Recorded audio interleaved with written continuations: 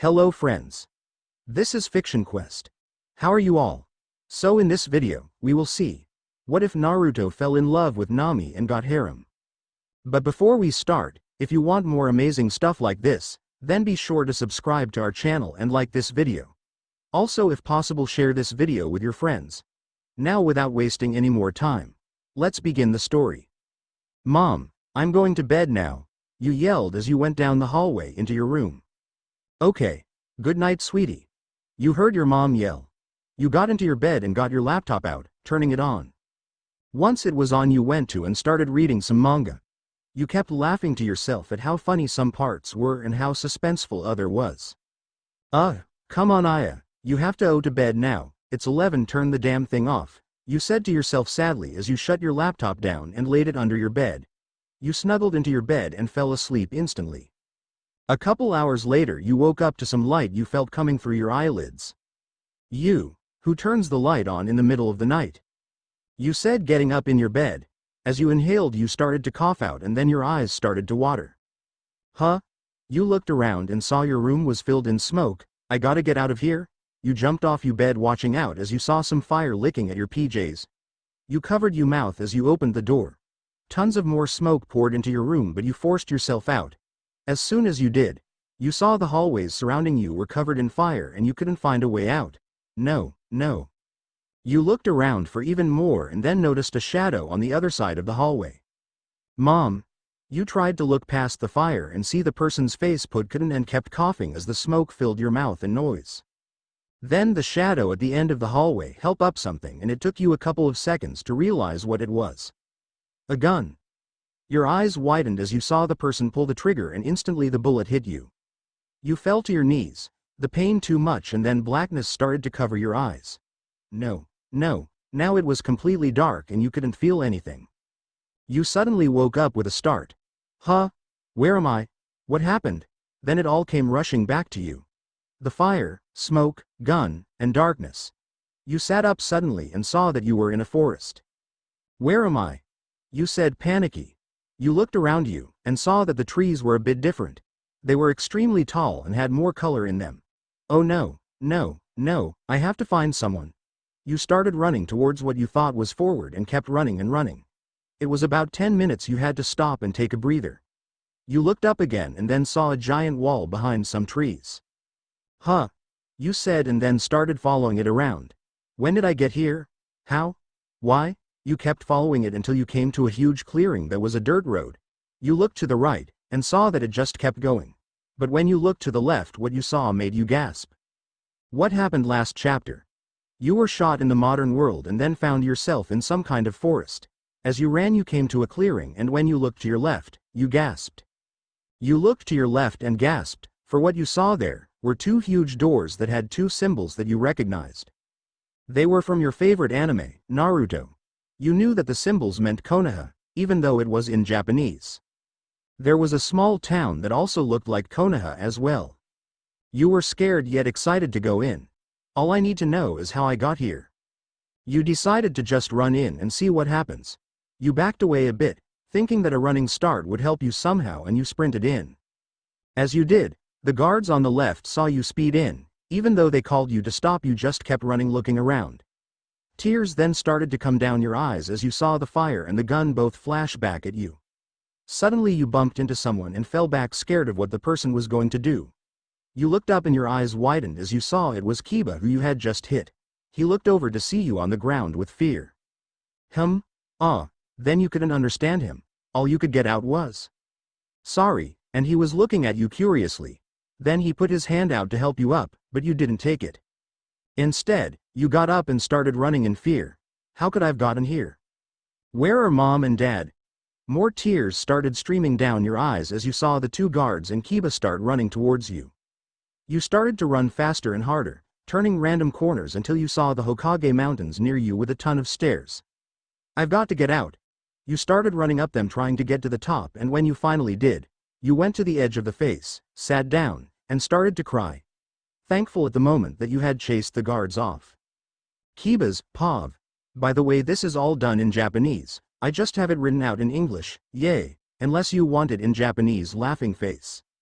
You were waiting for Shino and Hinata for their mission when suddenly someone bumped into you from behind. Huh? You turned around and saw it was a girl you didn't recognize. She had long brown hair, her eyes looked afraid. Sorry, who are you? He said curiously looking at her. She didn't have anything showing where she was from and seemed from out of Konoha. You held out a hand to help her up, but instead she backed up, got up and started running. You noticed that there were some tears as she started to run. Huh? Then the two guards who guard the door to Konoha were running towards him and stopped quickly to tell what was happening. She just ran in? He said to them as he started running with them after her. We don't think she's from here either. Suddenly Shino and Hinata appeared at Kiba's side. Kiba, what's going on? Shino said in a lifeless voice and looking at him. I don't know, but someone just ran into the village and we don't know who she is, said Kiba. For all she could be an enemy ninja, said one of the guards. Shino, go get the others to help while we get to her, said the other guard. Shino nodded and went another way to get the other genin ninjas. He told Naruto, Neji, Sakura, Ino, Choji, Lee, Shikamaru, and Sasuke what was going on, and they all followed Shino to where Kiba was going. Soon they met up with him and all were convinced to catch the person who got in. The guards asked them to take care of it while they went back to the gate to watch if any other ninjas come through. They nodded and then saw the girl on the edge of the Hokage faces facing the forest. Let's go up from behind, said Hinata. They all decided and then went into the forest behind her. Soon they were all facing the girl with her back to them and they came out. When they did, she heard them and turned around. They all saw that she was crying. No, now look what they did. Just kidding. You sat looking over the forest thinking of what happened. I died. You couldn't think that of all places that you'd go to was an anime world after you died. I thought it was heaven. You yelled, chuckling a little. Then the image of your parents came again and you started crying again. Why'd they have to die? Why'd I have to die? You heard a small crack behind you and then saw everyone there. You gasped and stood up, with your back to the cliff. I'm not an enemy. Please, I have no idea how I got here, you said frantically. But they just looked at you utterly surprised. They started talking to each other and looking at you and them. Tell them that you know them, yay. They looked at you wondering what you were going to say. Then you decided to point at them in order, saying their names. Ino, Sakura, Shino, Sasuke, Kiba, Akamaru, Naruto, Neji, Hinata, Choji, Shikamaru, Lee. You finished pointing at them from left to right and naming them, hoping that they knew you were a friend. Instead, Naruto's face started to get angry and he approached you. He started to talk in Japanese and you tried to figure out what he was saying, but got nothing. You put your hands up in defense and moved back a small step, noticing some rocks fell at where you were standing. I've got to get away from this edge. You tried to smile but it didn't work. Kiba and Neji started talking to Naruto and you understood the word stop in Kiba's voice. But Naruto only said something back to them and everyone looked at you curiously but seriously at the same time. Then Naruto said something again, pointing to his headband and then at you. I'm not from here, you said, waving your hands as you were getting closer and closer to falling off the edge of the mountain. Hinata noticed this and you heard the word stop and more stuff again. You looked to her and then back at Naruto. But then he just kept talking to you in Japanese you didn't know. Then Naruto prodded you with his finger, hitting your chest, and you felt yourself start to fall backwards. It went all slow motion for you then. You looked up in desperation to cling onto something, tears coming again, and saw Naruto's surprised face as he tried to reach for your hand. You tried to reach it, but missed it by an inch. But then he, Kiba, and Sasuke jumped off the cliff coming after you, and trying to grab your hand. When Kiba came close you almost reached his hand with something wrapped around your waist. Suddenly you were forced back at an enormous speed and then hit something hard twice. You looked up at what pulled you back and saw a face smiling down at you that you recognize. Luffy? You said and then passed out. Naruto's time, Pav, really in Japanese, but I write it in English since I don't know any Japanese. You all came out of the forest and saw as the girl with brown hair turn around and face them. She started to say stuff in a different language. What is she speaking? Said Neji to everyone. I don't know, but she's definitely not from here, said Sasuke. Then she looked like she was thinking and then pointed at Ino and started saying everyone's names. You were all surprised. How does she know our names? Said Sakura. I don't know, but I'll find out, said Naruto as he walked up to the girl. Who exactly are you? What are you doing here? Where are you from? Are you an enemy? Said Naruto looking at the girl. She seemed afraid but also confused. Naruto, stop, we should just bring her to the Hokage or a sensei, said Kiba. Yay, Naruto, if you keep doing reckless things, nothing's going to come out, stop. Said Neji. But you didn't, and you decided to just point at your headband symbolizing where he's from. She responded with saying something and shaking her head, but, still, no one knew what she was saying. Are you here on a secret mission or something? Naruto kept trying to say stuff to the girl when Hinata noticed something. Naruto, stop. She yelled. But then you kept asking her about how she got here and why when you poked her chest and she started to fall backwards. Oh shit. You thought as you reached for her hand and you saw tears coming out of her eyes, but it didn't reach. You jumped off the cliff hoping to get to her, but then Kiba and Sasuke jumped off trying to get her. Grab my hand, yelled Kiba as he was getting closer to her. But then, all three of you saw something stretch out of the forest and wrap around the girl. A hand? Said Sasuke confused. And then the girl was pulled back into the forest, landing somewhere. Quick! We have to get her, yelled Sasuke, and everyone else followed them as they jumped down to where the girl was pulled back to. Ah, Sanji, I'm hungry. Food? Whined Luffy as they were walking through a forest. Tisk. You ate all the food that was for everyone, bastard, yelled Sanji, hitting Luffy in the head. Luffy just covered his head and mumbled something. But what is this place? Said Nami. Flashback. Nami, look, a whirlpool, said Luffy excitedly. They were on the ship when a giant whirlpool came right in front of them. Nami looked at the whirlpool and then at the log pose. Oh no, what's going on? The log pose was pointing down and then kept spinning around. Sanji, Zoro, quick, get the sails before we get Ed in, yelled Nami over the wind. But then they were too close and got Ed in, spinning in circles with Luffy enjoying himself and clinging onto his hat.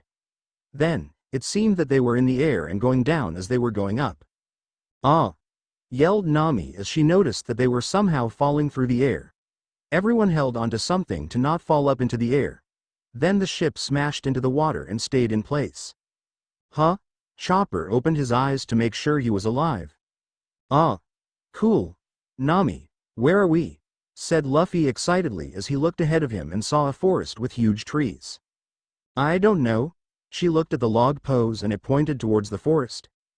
Did we land in another? Sanji didn't know what to say, but then Luffy hopped off the ship. Luffy, where are you going? Said Nami as she tried to figure out what had happened to them. Adventure, he yelled, smiling widely. But, Nami was stuttering as Zoro, Robin, and Sanji went to Luffy. Sanji. Obento. Luffy yelled. Nami, I don't want to stay here, I'll go with them to find some help, said Usopp as he jumped off the ship. Geez guys. We don't even know where we are, or how we got here. Nami had no idea what was going on. That's what we are going to find out. If you want to stay on the ship you can, but since no one's here we can all go, said Luffy as he started to walk into the forest. Nami, let's go, yelled Sanji with hearts in his eyes as she and Chopper jumped down from the ship and walked off with everyone. End flashback. The crew stopped to rest with Chopper and Usopp sitting on the ground while everyone else stood up.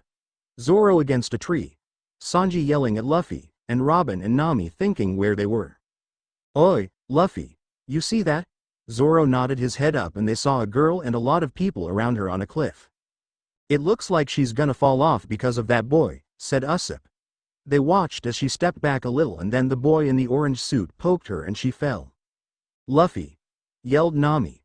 I got her. Luffy stretched his arm as three boys jumped off the cliff reaching for her. His arm circled around her waist. Yosh, he yelled as he pulled the girl back with force. She came into his arms and went back hitting a tree. Luffy looked down at the girl as she looked up. She gave a confused face with some tears running down and then said, Luffy? She passed out. Huh? Did she just say my name? Said Luffy looking at her. Luffy, let me look at her. Chopper rushed over to Luffy and took the girl out of his arms. Ah, she's all right, just knocked out, he said, bringing her over to the side while Luffy looked at her. She's crying, he said, looking a bit closer. Luffy, she knew your name, do you know her? Said Robin curiously. No, he said. Then suddenly a whole bunch of kids with angry faces landed in front of them. Give her back to us, and who are you? Said a boy with the orange suit. Hee. Why? Didn't you push her off the cliff? Said Luffy to the orange boy.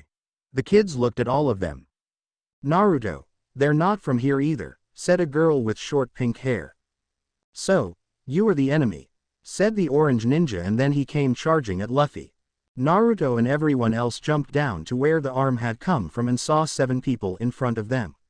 One with a straw hat, the other with green hair and 3 sword on his hip, 2 girls with one orange hair and the other black hair, 1 deer that stood on its legs, a blonde, and a long-nosed man.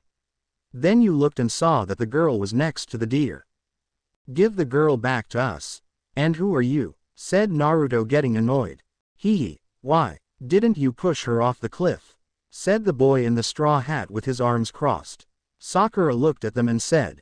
Naruto, they are not from here either. Naruto looked at her, then at them again. So you are the enemy, he yelled as he started running toward the boy with the straw hat and was about to punch him. Everyone's time. Pav, besides Aya's. Naruto was coming towards Luffy and then punched him hard into the tree behind him. Everyone got up and Zoro got one of his swords out.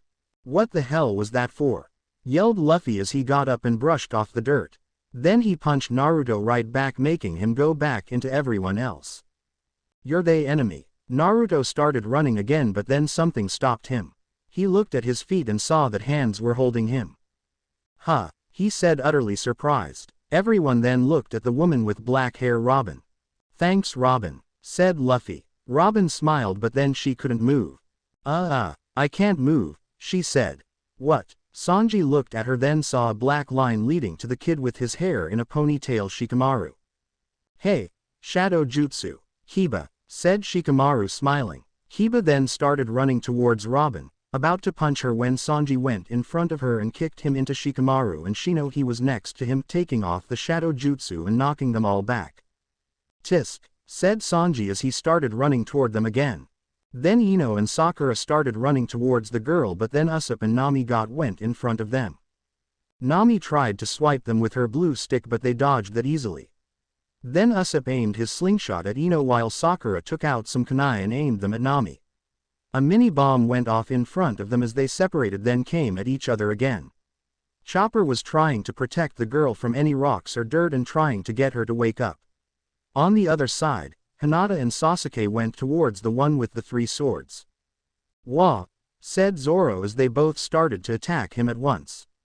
He got out 2 swords and started evading them at the same time. Shit, why are we doing this? He thought, as they were having a hard time also. Naruto and Luffy were in the middle of them all, going at each other mercilessly.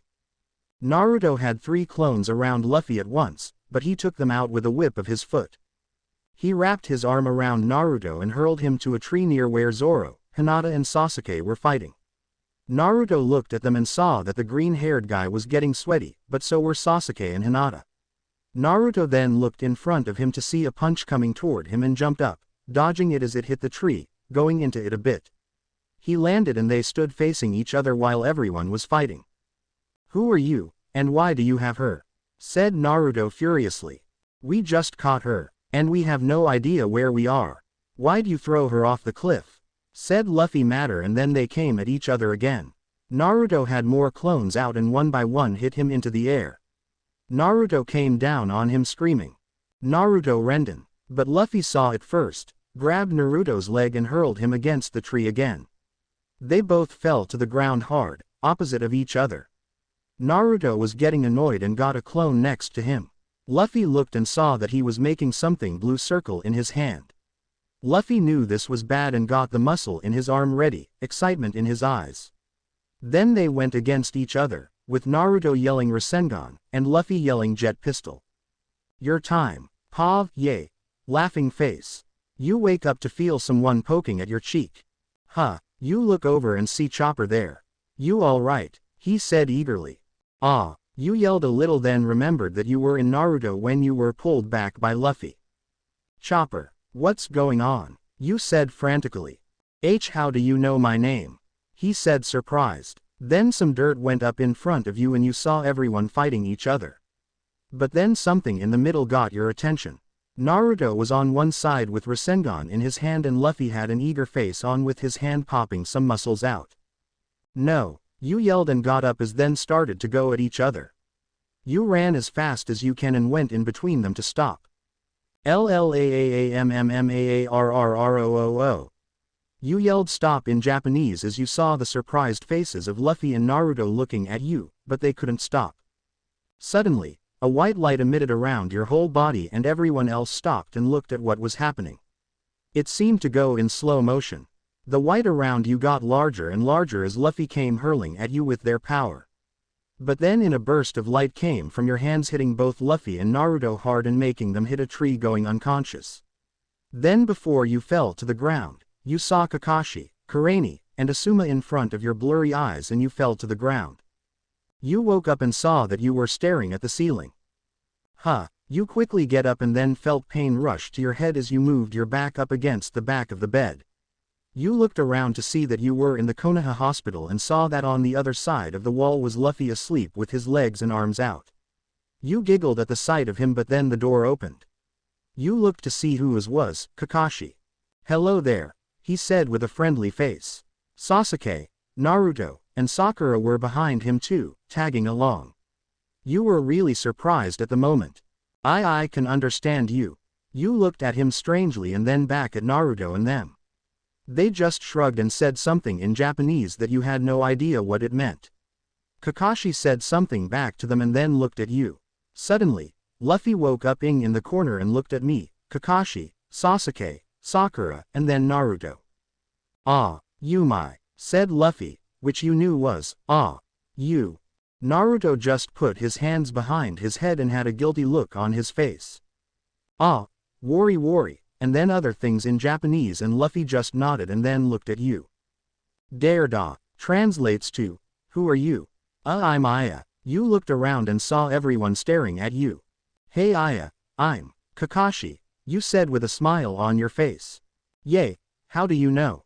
He said wondering. He got the story from Sakura before of what had happened with the fight and all, and he'd just come in time to see Aya glow white, making some sort of wall, and then the Straw Hat Boy and Naruto being pushed to the side. It's a really long story. You said. Well, we have time, said Kakashi as he took a chair from the side and then you told him the story of how you lived where they were shows and it took them a while to get the electricity idea, but then they did and then you told them how you think you died and then ended up in the forest outside.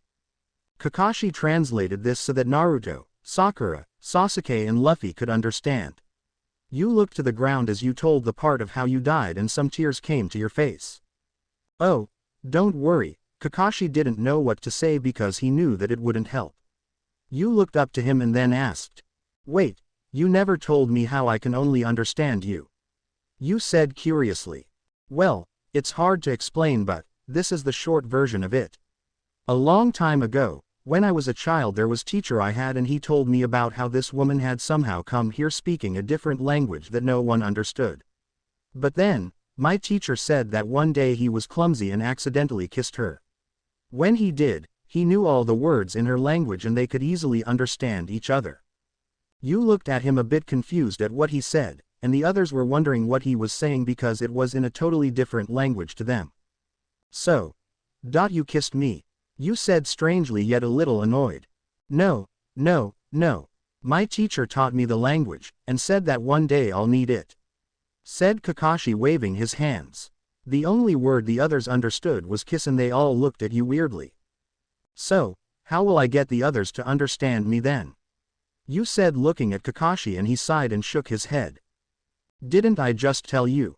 Someone has to kiss you in order for them to understand you and you understand them. Said Kakashi. You started to blush a little. What? Are you sure that's the only way? I haven't even had my first kiss. You said looking at the others. Yes, sorry, but this is the only way. Then Kakashi turned to the other asked them something in Japanese. Oh, no, this is so embarrassing. Just telling someone to kiss me. Then you heard a familiar voice say. Okay, in Japanese, and you looked up to see who it was. You looked up to see who said yes. It was Luffy smiling in the corner. Then he said something to Kakashi and stretched his neck to you and kissed you softly on the lips. This was your first time and it felt light and sweet. Luffy then let go and smiled. You're a good kisser, he said, bringing his head back to his body. Whoa, how could you do that?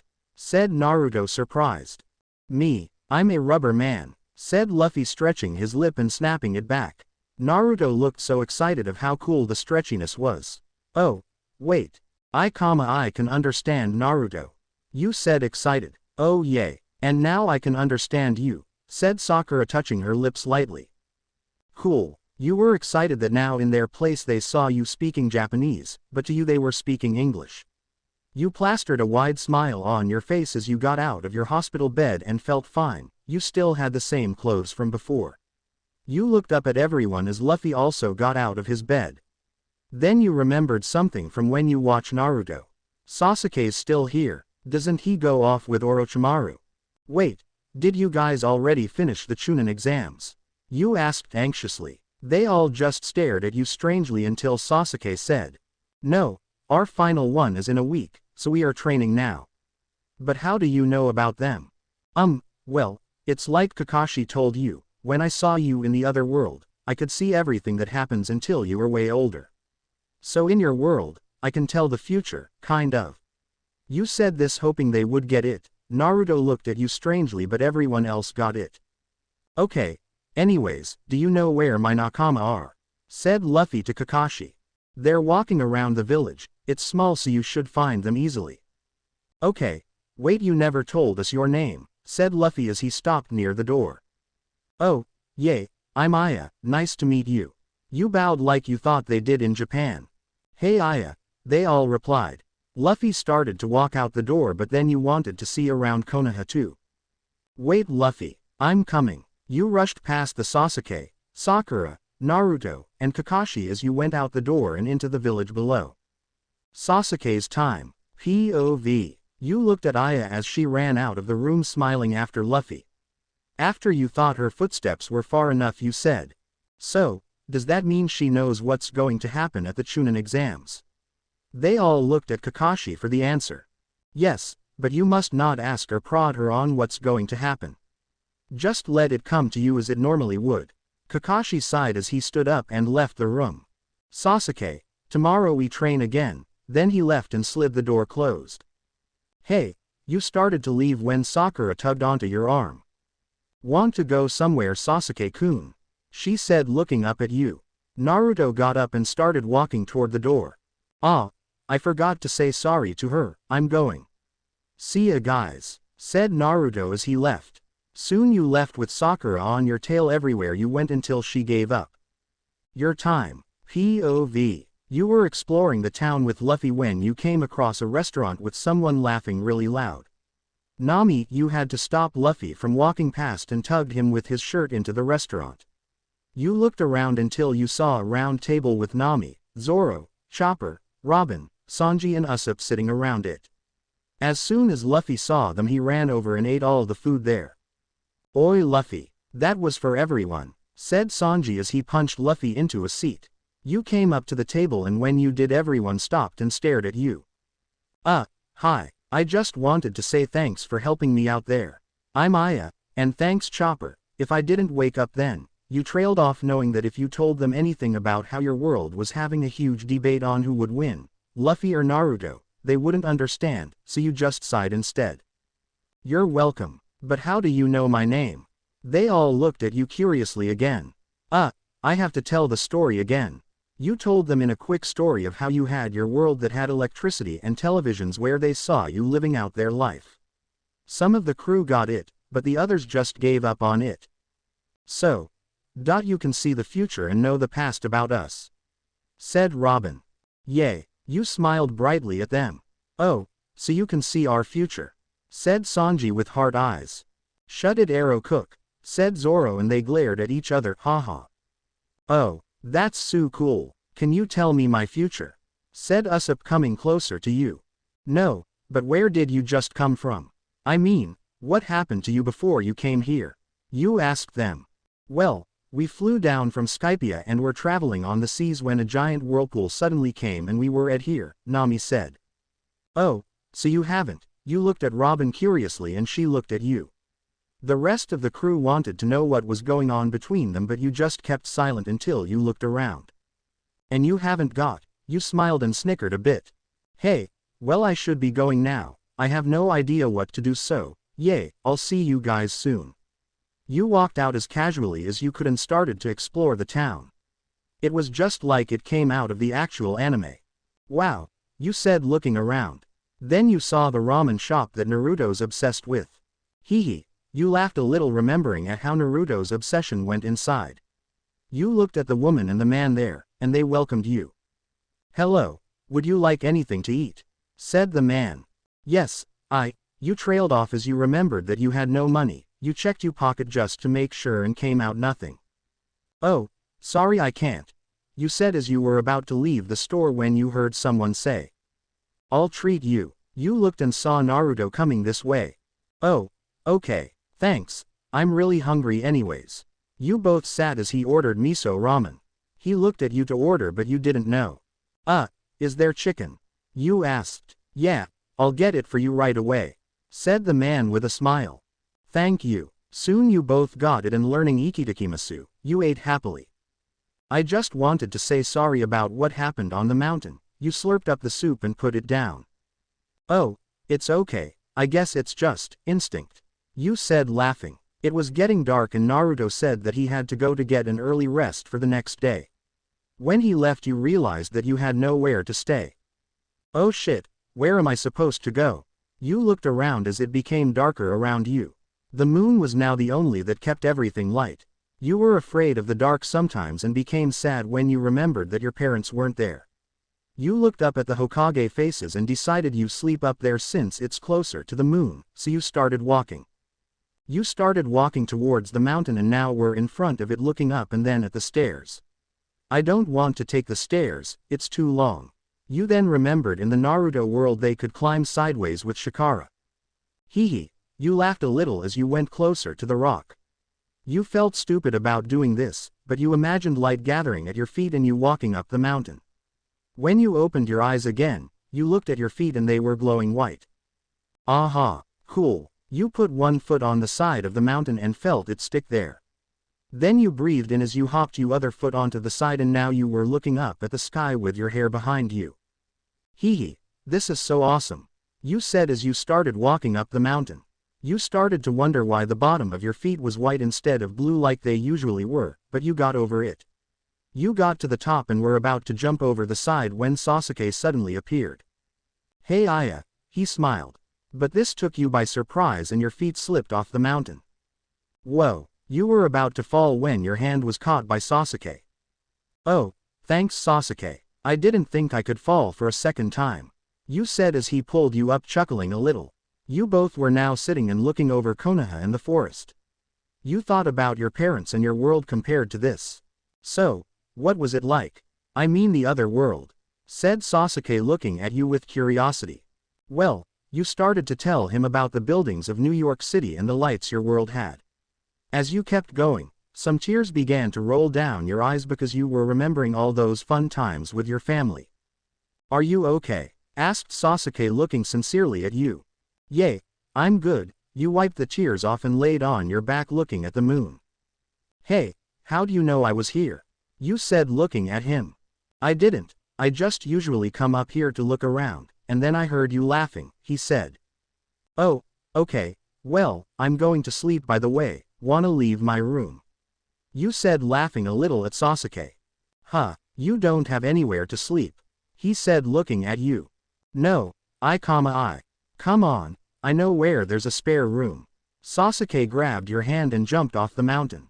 Eek. You were scared you were going to crash into the ground and held onto Sasuke's shoulder. He didn't pull you off, but you felt him smile a little. Then you felt the ground under your feet and quickly got off Sasuke. Sorry about that, I'm not used to jumping off a mountain, it's like committing suicide. You both laughed as he took you to a small building and brought you to the second floor. You recognized it immediately. Isn't this where Naruto lives? You said looking at the door next to yours. Yay, do you mind? It's the only one I could find at this time of night, if you wanted my house as free, but... No thanks. This is fine. You said goodbye to Sasuke and went into the room. Why would I sleep at his house? The room was just like how Naruto's was like in the show. Huh, a bed, PJs and covers. Just fine for me. You changed into the PJs that were set for you there and snuggled into bed for a good sleep. Sasuke's time. POV. You were on the mountain and was looking over when you heard some laughter from the side. You went over and saw Aya about to go over the side. Hey Aya, you said. She looked at you surprised and you saw her slipping. Whoa, she yelled but you caught her before she fell from under you. And then basically what happened up there, she grabbed onto you as you were falling to the ground. You wanted to get her off, but then you felt a little warmer near her. Once you hit the ground it took a couple seconds for her to realize that the ground was under her feet, and then she pulled off you. Sorry about that, I'm not used to jumping off a mountain, it's like committing suicide. You both laughed as you walked through the paths of Konoha. You knew there was a room that was empty next to Naruto's so you took her there. You were in front of the door when Aya said, "Isn't this where Naruto lives?" You looked at her wondering how she knew, and then remembered about the thing on electricity and television she had, though he didn't really get it. Yay, do you mind? It's the only one I could find at this time of night, if you wanted my house as free, but... She looked at you quickly and said, "No thanks. This is fine." You nodded and watched as she went inside. You started to walk back to your house when your curse mark started to hurt some more. You put your hand on it trying to cool down the burning feeling you felt. Since she knows everything about the future, maybe I can ask her about mine and this damn curse mark. Does she know anything about Itachi too? You walked back to your house thinking of this and went to sleep thinking of how you will ask her. You woke up to banging on the door. Who's there? You rolled in your bed as you heard the door get smashed open. Naruto. You yelled getting up wide-eyed. Sorry about that. But let's go meet everyone to have breakfast. He said smiling. Fine. I need to change first. Naruto left the room, bringing the door back with him so no one would see you. You quickly changed into what you were wearing yesterday. I should really get something new, and ran outside where Naruto was waiting. Is Luffy and the crew going to be there too? You asked eagerly. You mean the pirates? Yay. You both smiled as you walked down the streets and stopped at a restaurant. Inside was everyone, including Luffy and the crew, eating food. Luffy, you have to share, yelled Sanji hitting him on the head. Hey guys, long time no see, you said to Luffy, Zoro, Sanji, Robin, Chopper, Nami, and Usopp. Hey Aya, come sit here. Luffy patted next to him and you went over with Naruto on your other side. Everyone was yelling about. So, the Chunin exams start soon huh Naruto? You said looking at him. Yay, do you know who's going to win and who's going to lose? He said excitedly. Everyone stopped moving and looked at you. Well yay, but everyone started asked you questions at once. Saint Santo stop. They all shut up and listen to what you have to say. I can't tell you, because that's unfair, but I will be making bets for money, but not to you guys. Hee. They all started complaining and you wouldn't budge. Soon they went back to eating and you started talking to Luffy and them as the others left for training. Sue, you just came from Skypia right? You looked at them and Luffy gave you a wide smile. Yay, and we found this golden bell and city and have lots of treasure. Luffy was stuffing himself with the food that was left on the table. And you guys beat Enel and he was sent flying, you said. They all looked at you with curious faces on them again. I can't believe you know so much about us, said Chopper. Of course, here, let me tell you about your pasts and ambitions, dreams and so on. They all leaned in wondering if you were going to tell them what they thought.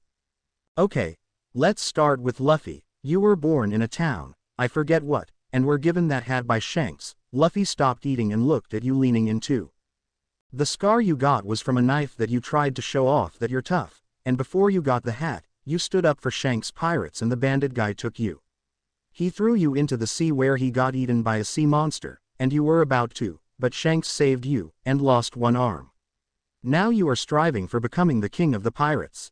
Everyone looked at him and saw him staring at you with no expression. You know that much. You smiled. Yay. Now on to Zoro, your first mate. Zoro looked at you with a serious expression as you started to talk. Zoro, you were going against Konoha and made a promise with her about one of you becoming the best swordsman in the world, but then she died and now you keep that promise by trying to beat Mihawk.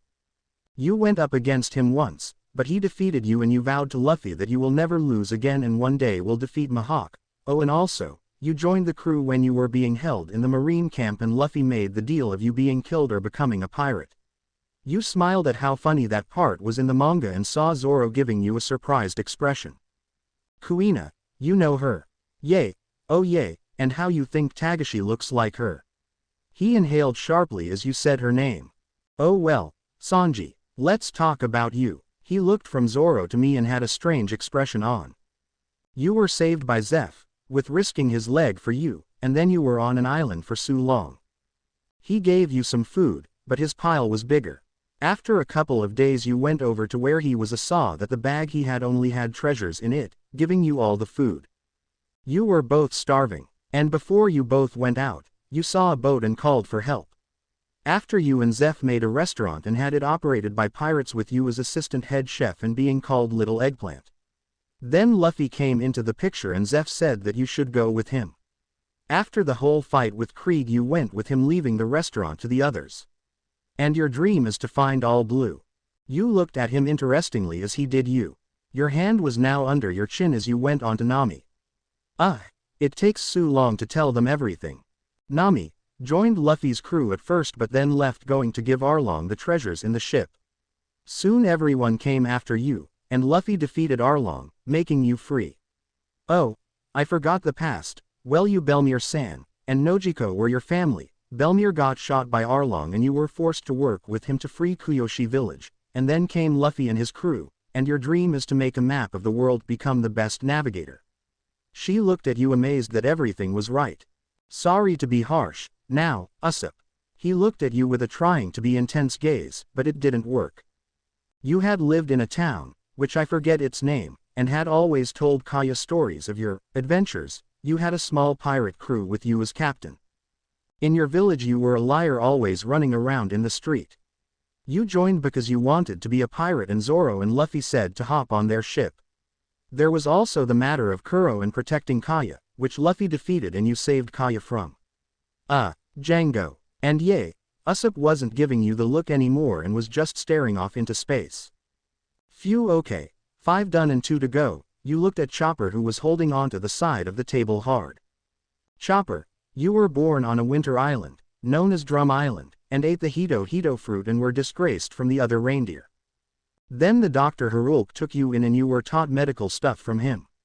Then when the fake king, I forget his name, came, the doctrine sacrificed himself with you also giving him the poisonous mushroom. After he died, Dr. Konoha took you in and made you her apprentice. Then Luffy came with Nami and Sanji on his back, you cured them and defeated the king guy and joined their crew. You were getting tired of saying everyone's explanations. Chopper looked at you with his mouth open not knowing what to say. Then you turned to Robin. She looked at you and seemed to have fear in her eyes, knowing her she knew you knew about her already. Everyone just looked between you and Robin wondering what you were going to say about her, since none of them knew Robin's past yet. Robin, you looked at her intensely and you can see she was straining herself from something. Robin, can I speak to you over there? You said, pointing to the other side of the restaurant. She got up with you also and you both went. Everyone watched as you walked over with her wondering why they couldn't hear her past. You and Robin sat at a table far enough away from the straw hats so they couldn't hear you. Robin, you looked at each other intently. I know about O'Hara and the Buster call. As soon as you said this, Robin's eyes widened in fear. How do you know this? I told you before, different worlds, and more. You could see that Robin was having flashbacks of what happened to her. Just believe me, Robin. The CP9, trust the crew, they are like family. Don't go to the CP9, just remember Dareshi. You said, doing the laughing sound of the guy who helped Robin escape. Sorry. I don't know the name. Some tears were coming down from Robin's eyes and she looked at you. Do Do you understand what I'm trying to say? Don't fear Aokiji either, he may be a good guy, you said, looking at her wondering if she was alright. But instead Robin just got up from her chair. Okay, I'm going to take a walk now, but thanks Aya. She walked away and you leaned your head on the table. Cruise time. POV. The crew sat and watched as you talked to Robin about something and her eyes widened in fear. Do you think we should go over there? Said Nami, about to get up, but then Luffy held her down. No, she has to know what we shouldn't know yet. They all watched as Aya said something to her and tears came down Robin's eyes. What's wrong with Robin Kwan? Was her past really that bad? Sanji had a worried look on his face as they saw Robin get up and leave Aya at the table. Aya just watched her go and put her head on the table. How? What's wrong with Robin? Said Chopper. I don't know, but I think she needs some time alone. Said Zoro, leaning back in his chair. Wasn't it strange, that in Aya's world, they know so much about us that we don't even know about each other? Usopp looked at the others. Their faces were out in some other world thinking about how their past was. Usopp wanted to ask them more, but then Aya was standing at the front of their table looking at them. Okay, well, I'm gonna go for now, but we are still friends, right? Aya looked at you hopefully with a wide smile on her face. Of course we are, yelled Luffy with his hands behind his head. Good, okay, well, I'll be going. Byes. Aya left you guys there, wondering where she was going to go now. Your time. POV. You walked out of the store with your hands in your pocket and looked around. Now what to do? You asked yourself, looking right and left. Then suddenly a bunch of smoke went off to the side of you. You moved away and saw it was Kakashi standing there. Hello Aya, he said with a smile under his mask. Hey, what is it? You looked at him curiously and then he said. The Hokage wants to see you. Come on. He started walking towards the Hokage building and you followed. On the way you looked at all the people around you, but then you bumped into someone falling back. Ow, sorry about that. You looked up to see who you bumped into, and of all people, it was Gaara. Gaara, you said happily as you stood up. He looked at you surprised as you said hi to Konkuro and Temari. How do? Gaara started to say something, but then was cut off by Kakashi saying that you had to go. Okay. Sorry about that Gaara. Bye. You trotted off with Gaara looking at you from behind. After a couple of minutes you were at the Hokage's office and was looking at him. Kakashi was still next to you. Hello Aya, he said with a warm smile on his face.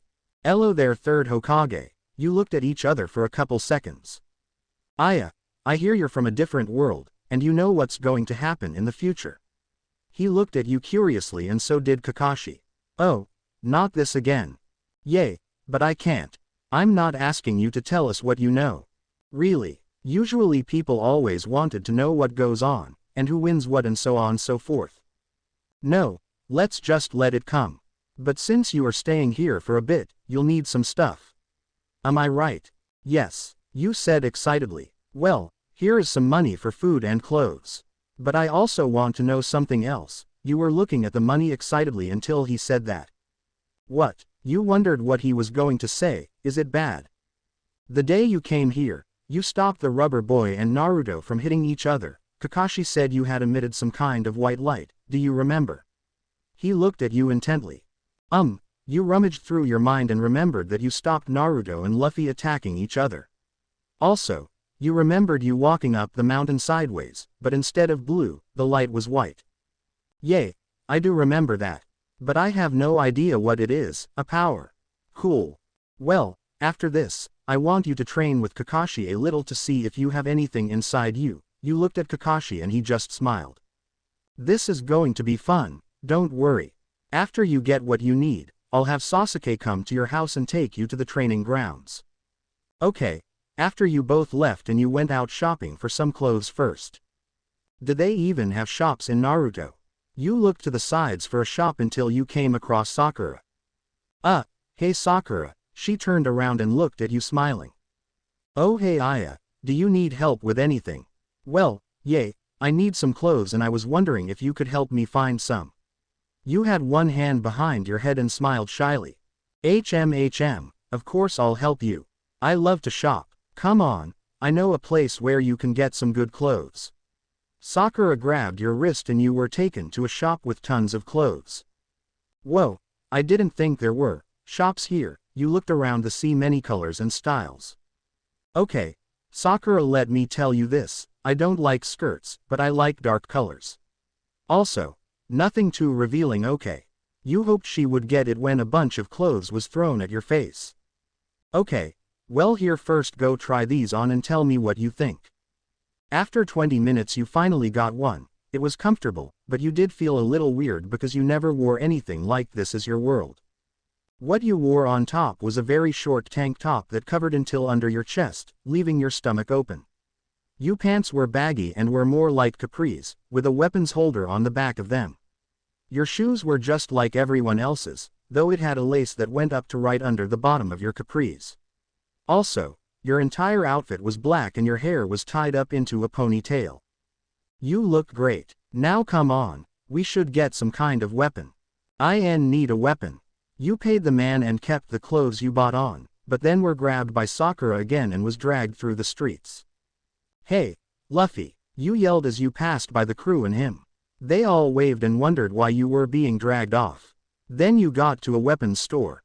Are you sure? I can't even handle a spoon right. You said, looking at the kunai and swords. Oh, don't worry. You can just keep them in the pack on the back of your pants. She picked 2 long knives, a couple of kunai and some other random stuff. Okay, I think we're done now, you said, hoping not to go anywhere else. It's getting too out of hand. Okay, well, keep this for next time too then, she said, waving as you walked back to your house. On the way you saw a bunch of people gathering somewhere. You went to look at what they were staring at and who was coming through the streets. Then you saw it was a person, but you remembered about him in the last Chunin exam. The man who was coming through was none other than the cage from the sand. You watched as the cage went towards the Hokage's place. You knew who it was and stared at him angrily. The cage noticed this too and looked at you with the slightest glance. But you just kept a straight face and kept thinking of Orochimaru. I have to stop that damn bastard, you thought as you left towards your house, thinking again. But little did you know that Kabuto was watching you from the side. You got home and sat down lying on your bed. How could I stop this? Turn of events, Konoha attacks. Your thoughts were interrupted by a light knock on the door. You went over to it and opened it. Outside was Sasuke, and next to him was the Straw Hat crew. Oh, hey, everyone's here. You looked at them and they just kept staring at you. Yay, I just went shopping. Why?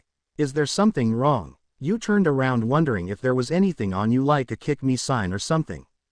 No, you look. Sasuke stopped and then looked at you again. Come on, Kakashi said to pick you up and go training. The crew is coming too. You asked, looking at them. Yay, the Hokage said he wanted to know more about their fighting style, so they're going to train. This is going to be so fun, said Luffy with stars in his eyes. Nami, you've been enjoying yourself, huh? You and Nami were talking on the way there. Yay, but sometimes these idiots need to get punched some sense into them, said Nami as she punched Sanji, who kept pestering her if she needed someone to carry her, to the side. You all laughed until you came to an open area near the river. This is where you guys first came to train, right, Sasuke? You said, looking at him. Yay, ooh, this is going to be awesome. Who are we going to fight? Zoro punched Luffy in the head to get him to quiet down when Kakashi appeared in front of them. Hello guys. Hi, yelled Luffy in his face. Kakashi back up a bit and put his book away. Good job on bringing them all here, Sasuke. You guys can come out. You all looked over to see Naruto, Kiba, Shino, Hinata and Sakura coming out of the bushes. Hey you guys. You waved eagerly to them. Hey Aya, then jogged over to Kakashi, and now Kakashi, Naruto, Sakura, Kiba, Shino, Hinata and Sasuke were on one side, while you, Luffy, Robin, Zoro, Sanji, Chopper, Usopp, and Nami were on the other. Okay, I would like for each of you to fight one of these 6. But while you do, I need to talk to Aya. So let's have Usopp and Sakura go first. They went to the middle and took their fighting stances while Kakashi took you in the forest. Aya, I need you to concentrate on the white light. He looked at you seriously. How? Just imagine the light in my head. That's what I did last time.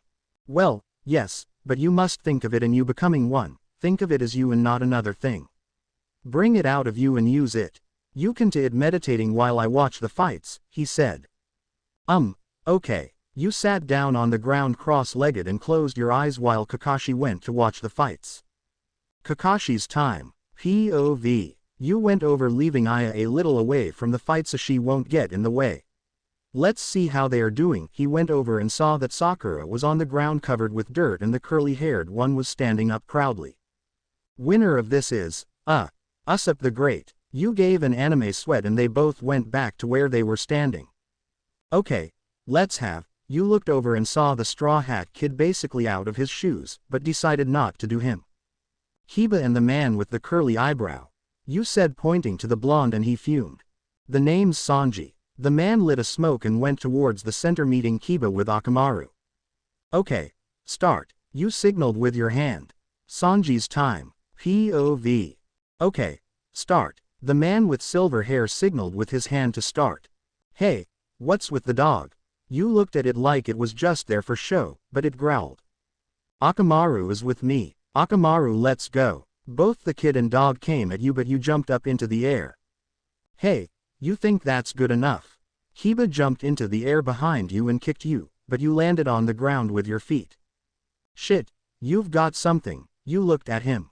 Kiba came running at you again but you spin jumped into the air as he passed under you, and you kicked him down landing next to him. You put your foot on him. Is this enough? You looked at the silver-haired guy. No, not yet. Kiba looked at you and then something bit your leg. It was the dog of his and finally it let go and ran to where Kiba was standing across from him. Orochimaru, let's do it. Kiba then made some hand signs. What the hell is he doing? I got to be prepared anyways. You got in a fighting stance as the dog beside the kid turned into him. What? You said. You could hear everyone's confusion on the side and Luffy's excitedness. Damn, now there's two of you. Then the one of the kid got on top of the other. Gatsuga. One yelled as they combined and came at you spinning. They hit you right in the midsection and making you fall back. You were on the ground as he came at you again and hit. Shit. The spinning thing came at you once more but you got up on your hands spinning in. Coulier shot. You yelled as you kicked him far off into a tree. The kid hit as hard and the dog turned back to normal. Okay, now stop. Let's have Hinata and you go next. Said the man with silver hair. Tisk. You went off back to the crew and saw the Robin was now getting onto the field. Hey, had a hard time with a kid. Said Zoro laughing a little. You wanna go old man? Old man. You and Zoro got into a mini fight until Nami pulled you apart and made you watch the fight. Your time. POV. You were concentrating with your eyes closed when you started to feel some burst of energy from inside you. You opened your eyes and stood up. Okay, now what? You looked around and decided to see if you could jump really high like everyone else could. You bent down and jumped. Hua. You yelled as you were thrown into the air. You could feel yourself slowing down and then caught onto branch as soon as you slowed in the air. You climbed onto the thick branch and looked down. Cool. That was far. When you looked down the ground was about 50 feet below. Maybe I can make the light into some sort of spear. You said wondering how cool that would be. You kneeled on the branch to make sure you couldn't fall off, and then concentrated on the white light surrounding your arm and making a spear. You felt something cold and then opened your eyes. Your arm was covered in a white smoke that formed a spear at the end of your hand. Awesome. You went closer to the bark of the tree and sliced your sharp hand at it. When you looked at the bark it had a deep, but not too deep slash mark in it. Yay. You started to jump up and down when you felt yourself slipping from the branch. Hua. You started to fall to the ground under you fast, but then you felt something catch you around the waist and bring you down. You then were settled onto the ground against a tree and you looked up to see who is. When you looked up, your eyes widened as you saw who it was. Kabuto. You yelled. You tried to get away from him but he put his hand over your mouth and helped you against the tree. Interesting power you got there. Where you from? He said looking directly at you. You couldn't talk because he had his hand over your mouth but then he let go. I know, about you and Orochimaru. You yelled. His eyes widened again as he shut your mouth again. How do you know about him, and my name? He said surprised. You wouldn't tell him and instead tried to kick him with your legs, but instead he blocked it and hit you hard in the stomach making the air rush out of you and go unconscious. Kabuto's time. POV. How do you know about him, and my name? Who is this girl? She's not wearing a headband. The girl in front of you struggled and you had enough of this. You hit her hard with Shikara in your hand to her chest and knew that she would go unconscious. She did and fell to the ground against the tree. What should I do? You looked at the girl wondering what to do, until you just decided to tell Orochimaru about her and leave her there to see what would happen. You went off into the distance. As you saw Naruto see the girl and try to see what is wrong with her.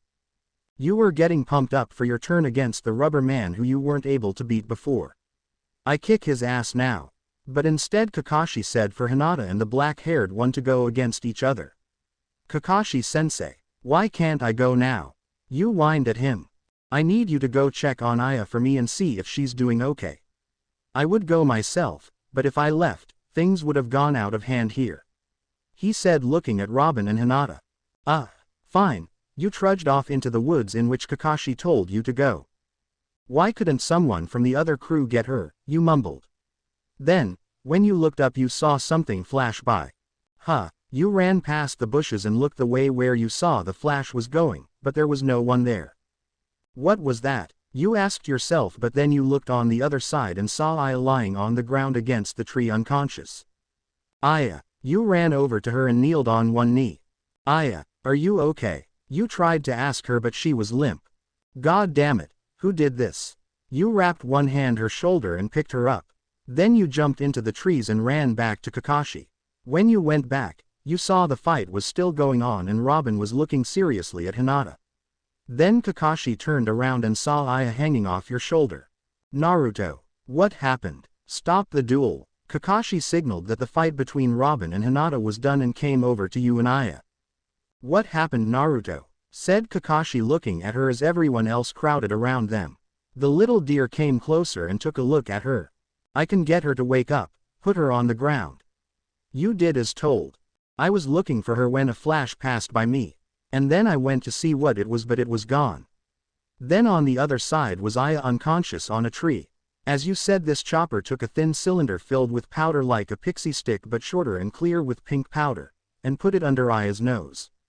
As he did this for a couple of seconds everyone tensed and then her eyes opened and quickly got up. Whoa, what happened? She said and you were all looking at her.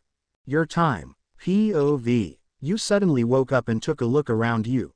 Whoa. What happened? You said surprised. Then you remembered Kabuto and him knocking you out. Oh. Aya, you're okay. Who did this? Demanded Kakashi. Well, you didn't want to tell them Kabuto because they still thought he was a good person. I fell from a tree when I was practicing my powers, you said. You looked up at them and you could see Zoro and Kakashi didn't believe you. Okay. Hold on, I'll show you. You got up and everyone stood in front of you. Don't be shy. Just show them. You smiled as they looked at you curiously. Well, here goes nothing. You put your hand out to the side and closed your eyes. Concentrate. Then you felt the small cold feeling you got when the white smoke wrapped around your arm. You opened your eyes and saw that on your hand was now covered in a white spear. Ooh, cool, said Luffy coming up to you. Be careful, it's sharp.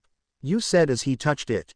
It's like steel, he said. You moved away and went to a tree.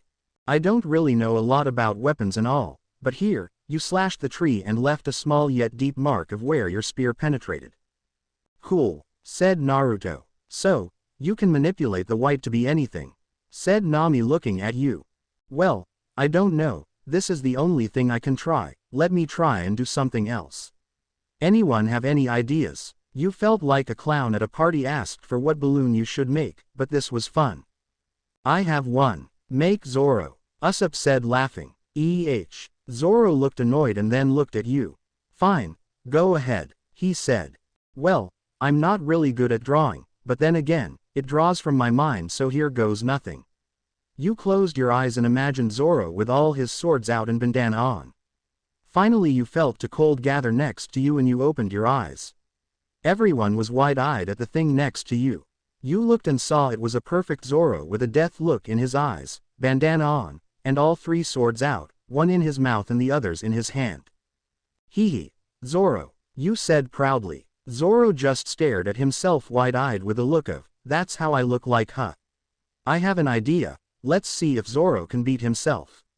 You said excitingly. Ooh, this'll be fun to watch, said Luffy, and him and everyone else went to the side of the clearing, leaving Zoro, Aya, and the Smoke Zoro on the field. Remember, I know all your moves, kind of, and your future moves that you still haven't learned. But I think I'll go easy. Haha, it also seems that I control this Zoro.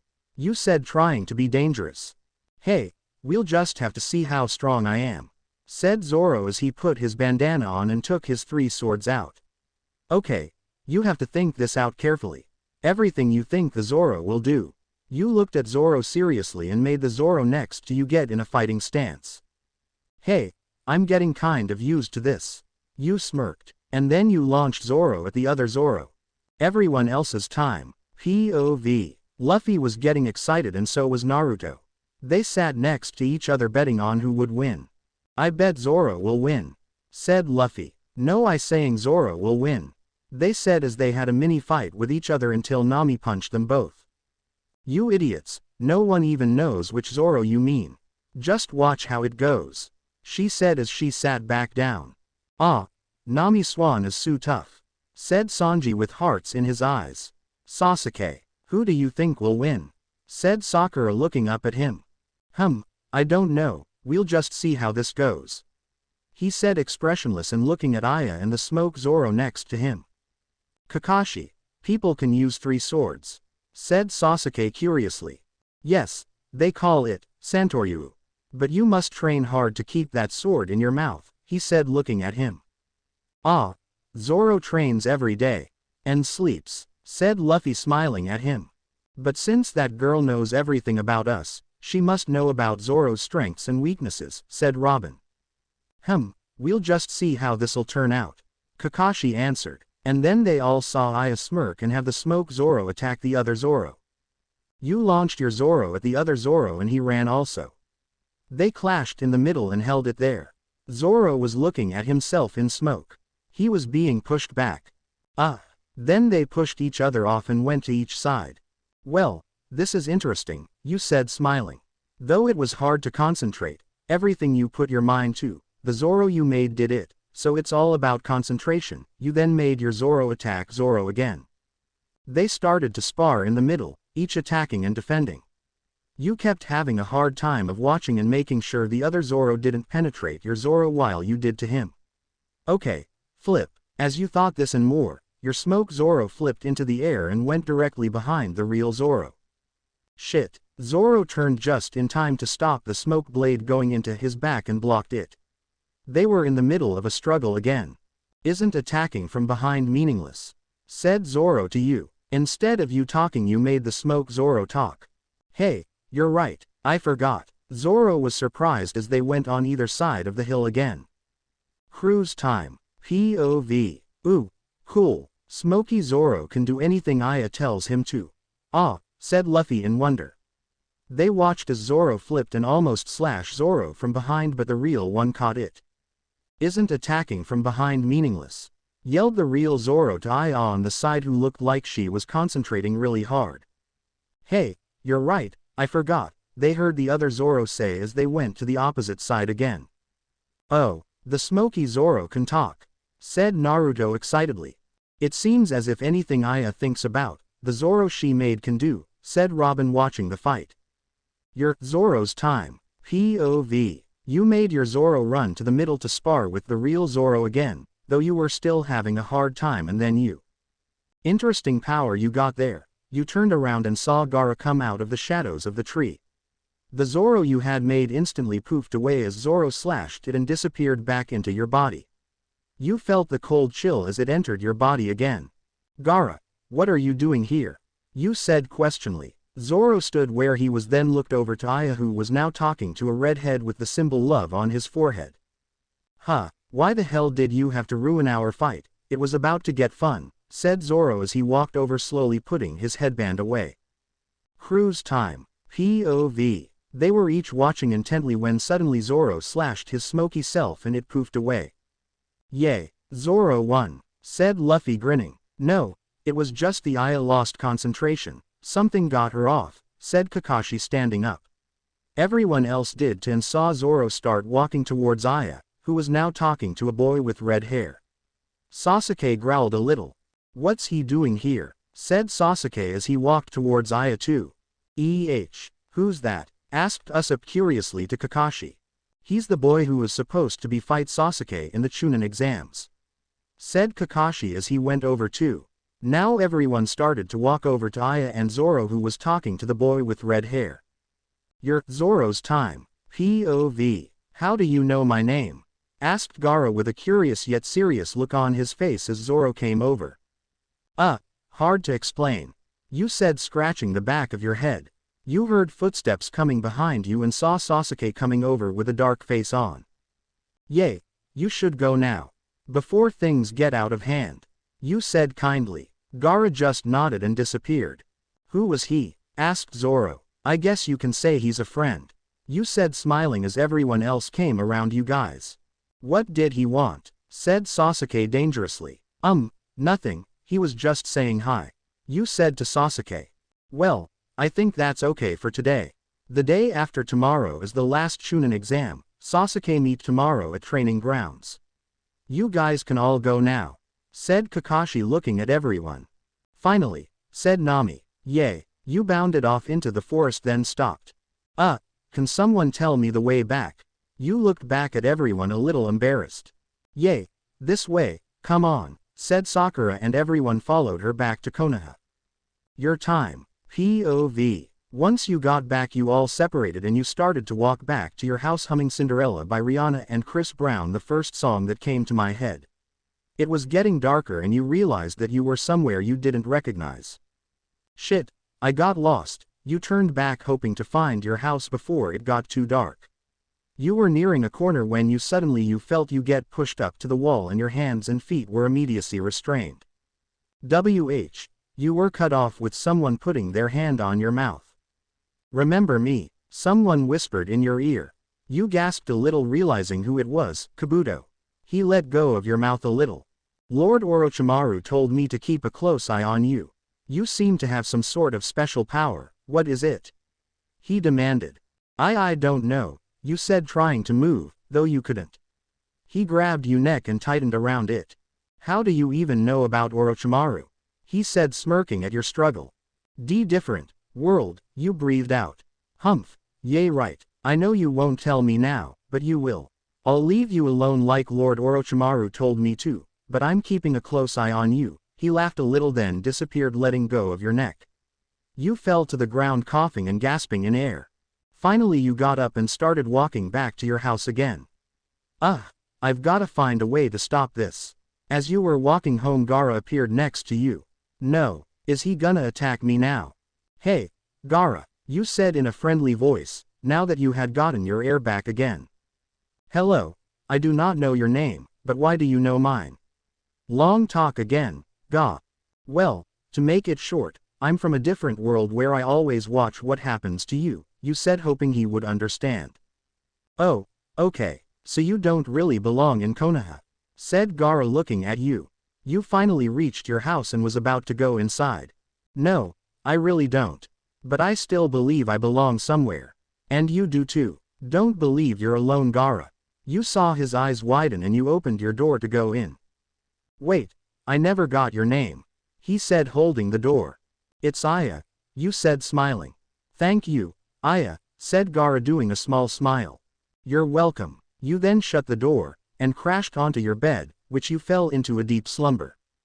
You woke up, surprisingly earlier than you usually do, and changed into what you had yesterday, ate breakfast, and went to walk around the village. You made some friends with the owners of shops and stopped by the ramen store and ordered chicken ramen for a late lunch. While eating you were thinking over some things. All of the ninjas should be training now. Chunin exams are tomorrow. How should I get Orochimaru to stop? How did that certain episode go? You kept thinking this over and over again until you finally finished your ramen and went to walk again. Hey Aya, said Luffy as he came next to you. Hey Luffy, what's up? You asked in a friendly voice. Well, I went to look for some food, but then I got lost, he said, giving you puppy eyes. Haha, the captain can't handle himself, can he? Well, even though I already ate, I'll treat you to something, you smiled as he jumped up into the air happily. Yosh, I will find us a good place to eat. He grabbed your hand and started dragging you through the streets until he finally stopped. Your eyes were spinning until you felt Luffy push you up. You okay, Aya? He asked, looking closely at your face. You blushed a little and moved away. Yay, I'm fine. Whoa, he was so close to me. So this is where you wanted to go. You look and see that it was a small conveyance store. I never knew they had this in Naruto, you said as you walked in. There were rows and rows of different kinds of food. Luffy ran over to the meats and asked for one of every kind. Luffy, just pick one. I don't have that much money, you know. You said, laughing a little, as Luffy stood there looking at all the different kinds of meat. Finally he chose one and you chose melon bread. I wonder what this tastes like. You paid for it and both left the store. You took the melon bread out of the bag and had a small bite of it. Oh, this is good. You thought as you took another bite. Luffy had meat wrapped around a stick and was eating it like cotton candy. Thank you, Aya, he said between bites and smiling at you. You're welcome, you said, smiling back. You kept walking through the streets passing people until you came to an open area which you remember was where Naruto once played soccer in. Hey, nice place here, if only we had a ball. You said, looking at the goals on either side. You play soccer, said Luffy as he finished his last bite. Yay, in my world I was on a team, it was my favorite thing to do besides reading and watching anime and manga. Yosh, I will get a ball. You looked at Luffy curiously as he ran fast away. You stood there for a couple seconds and played with some of the white smoke from your hand when Luffy came rushing back panting. I found one, he said, holding it proudly in the air like it was some sort of metal. Did he steal it from some poor kid or something? You decided not to ask him and smiled. Okay, let's play. That's your goal and here is mine, you said, pointing to the one behind you. Luffy put the ball in between you and you stood opposite from each other for a second before you ran at the ball. You took and started to run towards Luffy. He came at you but you swiftly moved to the side and kicked it into the goal. Goal, yay, 1-0, you said, jumping up and down on the ground. Oh yay. Luffy got up and took the ball and started running at your goal. But you ran up behind him and swiped it from his feet. You stood above him. Hee. You think you can beat someone who played it for 7 years? You said, looking down at him. Then you kicked the ball into the air, jumped sideways, and hit it into the goal, swiftly landing on your feet. Ahua, you're good, said Luffy, standing up with his hat behind his neck. I have an idea, he said as you turned to face him. I want you to join my crew. You didn't know what to say, you were excited, but should you go? Or should you stay here? I'm not sure, you said, rubbing the back of your head. But it'll be fun, he said, whining. I might, but don't get excited. I still have to choose. You said, laughing a little. If you can't, then I'll choose for you, he said as he went and got the ball. If I get the next goal, then you join my crew. If you get the next goal, you don't have to. He put the ball in between you as you thought of it. Okay, you said with a determined face on. You both looked at each other for a second, then you sprinted for the ball. You took it and moved sideways of Luffy. But then he came in front of you again and swiped it away from you feet, running you your goal. Shit, you laughed a little and ran after him again. He moved to the side hoping to avoid him, but then you went behind him and stole the ball from under him. Though when he got up he rushed in front of you again. Hey, you smirked and this time went straight at him with the ball. Right before he was about to kick the ball out, you took it in between your feet and did the rainbow. For those who don't know, it up, it went over yours and his head, landing behind him. You rushed just in time as it hit the ground and ran towards your goal. You could hear Luffy running behind you, but then you kicked the ball, aiming for the goal. Yay, go in. The ball was about to go in when you saw Luffy's foot stretch around you and go under the ball, stopping it from going in.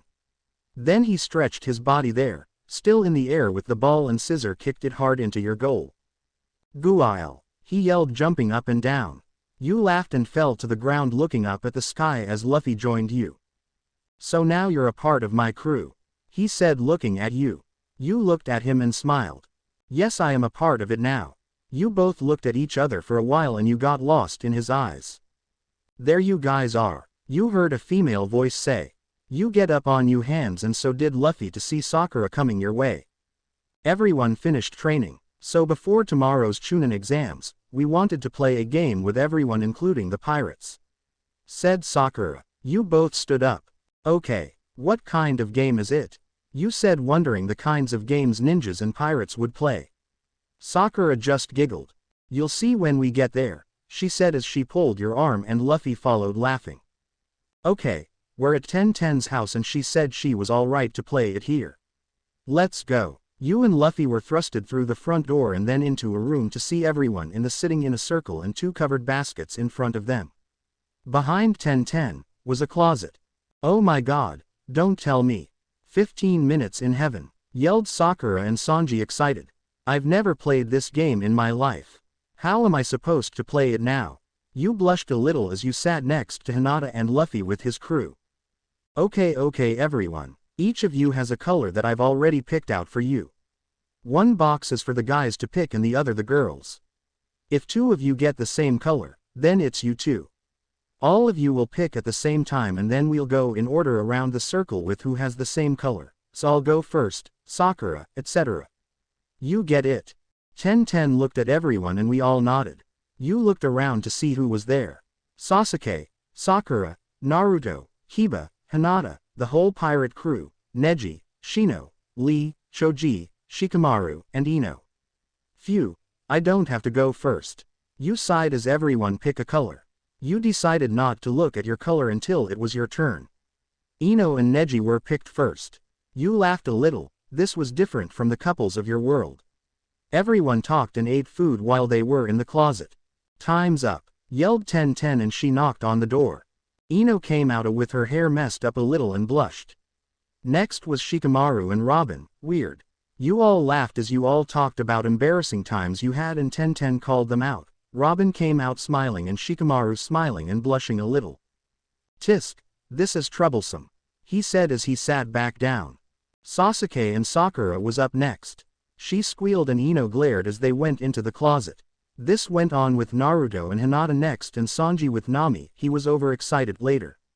Finally it came your turn and you looked at your paper. White, you said out loud. You looked around and then heard someone yell. I have white. Luffy was waving around in the air, grinning widely as you stood up and went into the closet. Just when I got on his crew. You heard Sanji punch Luffy in the head and tell him to treat a lady with care before he pushed him in. Luffy bumped into you as the door closed and darkness surrounded you.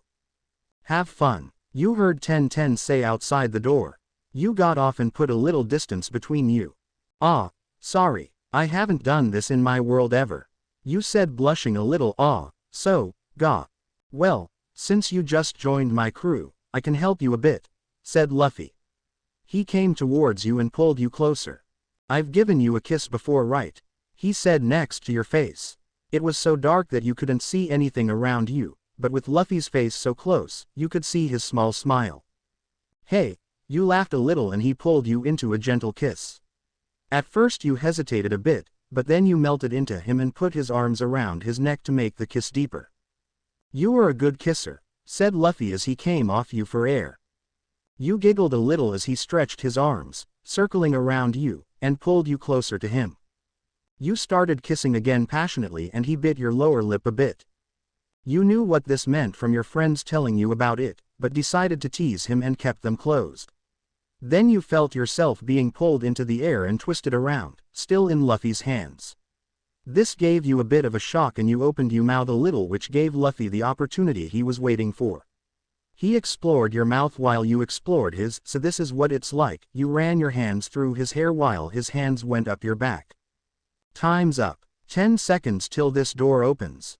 You both kissed for a little more before coming off each other panting, and you saw Luffy put his hat back on and smile. I'm glad you're on the crew, he said, looking at you. Hey, me too, you said as the door opened and both you and Luffy walked out. Luffy, you better have been good to her. Sanji said, grabbing his vest and jerking him about. Don't worry, she's alright, isn't she? Said Luffy as he was being jerked. Finally the game was done and everyone walked off. But Luffy and the crew came with you as you walked back to your house. I forgot to tell you guys. Aya is our new nakama. Said Luffy, happily putting an arm around you. They all said, yay, we now have 3 girls. Said Nami, jumping up and down. Robin smiled and laughed. Sanji just had hearts in his eye and was moving back and forth yelling Melorine. Usopp and Chopper were doing a little dance and Zoro was smiling just a bit, but seemed a bit off, knowing that he needs to trust every nakama first. You were finally at your door and opened it when you told everyone good night. They started to walk away, but Luffy took your hand, turned you around and gave you a light, passionate kiss. Nami was cut off when she was telling Luffy to come when she saw you two kissing. Aya kissed him back and then came off his lips gently. The whole crew had now saw you both kissing. You blushed a little then smiled. Well, that was a good night kiss. You laughed and so did Luffy. Luffy, said Sanji with some tears going down his eyes. Good night everyone. Then they left and you closed your door. You plopped onto your bed and changed into your PJs. You slept under your covers thinking of how wonderful the kiss he gives you made you feel. You woke up to someone knocking on your door. You got up and opened it. Hey Aya, said Kiba happily. He and Hinata were in front of your door smiling at you. The Chunin exams are gonna start soon. You should change, said Hinata looking at your PJs. They were nothing to be embarrassed about, so you said hold on and went to change. Soon all 3 of you were walking towards the stadium where you will see everyone fight. So Hinata, I bet you're going for Naruto, right? You said, smiling at her. She blushed a little. Why yay, Naruto-kun will defiantly win. He better, or then I would have lost to a loser in the preliminaries, said Kiba. He had his jacket on, but his hood was off and Akamaru was walking next to him. While walking you thought of the way of how to get to Orochimaru. I've got it. Soon you were at the stadium and looked for a seat.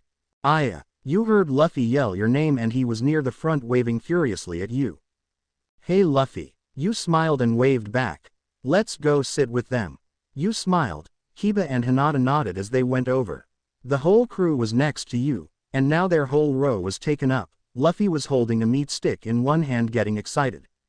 Who do you think's going to win? He said, looking at you. Hehehehe, I can't tell, because that is going to be the winner. Both laughed and then saw the Kazekage and Hokage at the top. You looked closer just to make sure and saw that there was an opening behind both the Hokage and the Kazekage side so that people could go to them. You smiled to yourself and saw Naruto and Neji being announced. Soon they started fighting. You saw Kiba look at you wondering who was going to win. You want me to tell? You said. Both he and Hinata nodded. Well, I'm not. You laughed a little and then continued to watch. You knew how this would happen. Sometime Hinata is going to have a hard time and start coughing, so the Kabuto will come and help her in disguise. After Naruto had started using the 9 tails Shikara, Hinata started coughing. Hinata, said Kiba holding her, we better bring her to the nurses. I'll be right back Luffy. You said as he waved and awed at Naruto's Shikara. You went to the back of the seats where you were met by an Anbu person. Hey, I know it's you, Kabuto.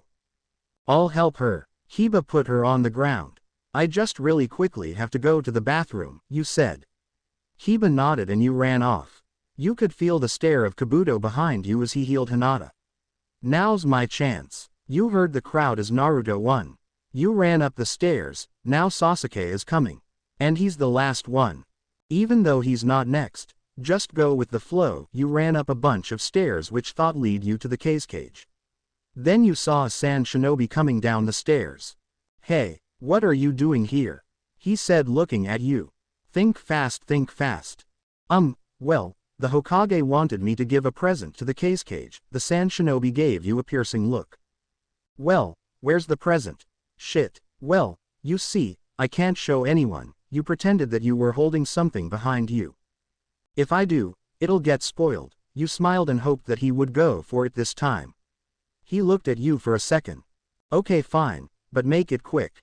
I'll be down here waiting. The sand shinobi went to the side of the stairs. Okay, thanks, you said and you brought your arms to the front while passing him to make sure he thought that there was a present. As you started going up the stairs you made the white smoke turn into a blade around your hand. You stopped right before the turn at where the cage was. You looked outside and saw that Kakashi and Sasuke had just entered the stadium and all direction was at them, including Naruto who was still in the stadium looking at Sasuke and smiling. Good, the attention is somewhere else. Who's there? You heard a voice say. It was the cage and the voice defiantly belonged to Orochimaru. You brought your blade up to his neck from the side so only the blade showed and not you. Do you need any help? Said the Hokage looking at the cage.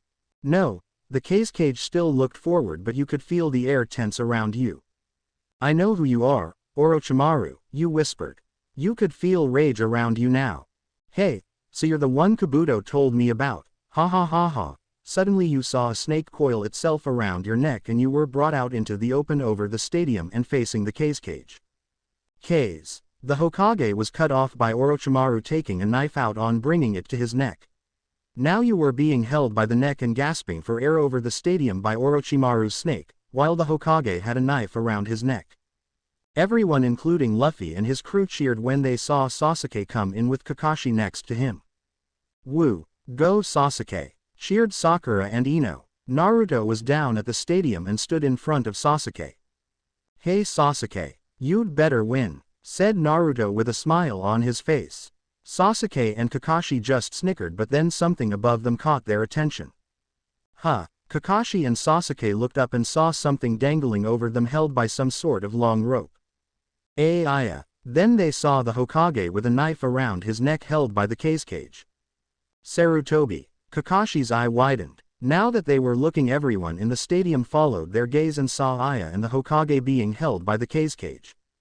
Your time. POV. Damn it. You looked at the cage right in the eye and he took off his hat and mask.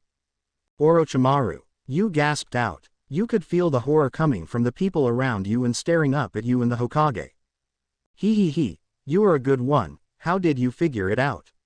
Said Orochimaru staring straight at you. Let go of the Hokage damn it. You said. Aya. You heard Naruto and Luffy yell. Luffy's and Naruto's time. POV. Luffy and Naruto followed the gaze of who Sasuke and Kakashi was staring at. They looked up and saw him. Orochimaru. Luffy had no idea who was the man holding the Hokage, but he was holding Aya around the neck so she had room to breathe. Naruto also saw this and they both yelled. Aya, your time. POV. You tried to turn around, but the grip on your neck was too tight and the air was becoming thinner and thinner. You were an interesting one, said Orochimaru looking at Naruto and the other boys' faces. Who's the other boy? He said smiling as they looked at Orochimaru dead in the eye. No one you should know about, you said still gasping for air. Orochimaru, leave that girl alone, said the Hokage who was currently hostage of him. Okay, old man, Orochimaru smiled. I could have good use for you. Orochimaru smiled mischievously and then you saw something come at you extremely fast. You were cut off. Pain suddenly hit you in the stomach, you felt something slice through your body. There was another snake that came from Orochimaru's mouth before, and on it was a knife and it hit you, where there wasn't anything but bare skin. You felt the air rush out of you and then the grasp on your neck unwinding. You felt the blood pouring down your stomach and down your legs. No.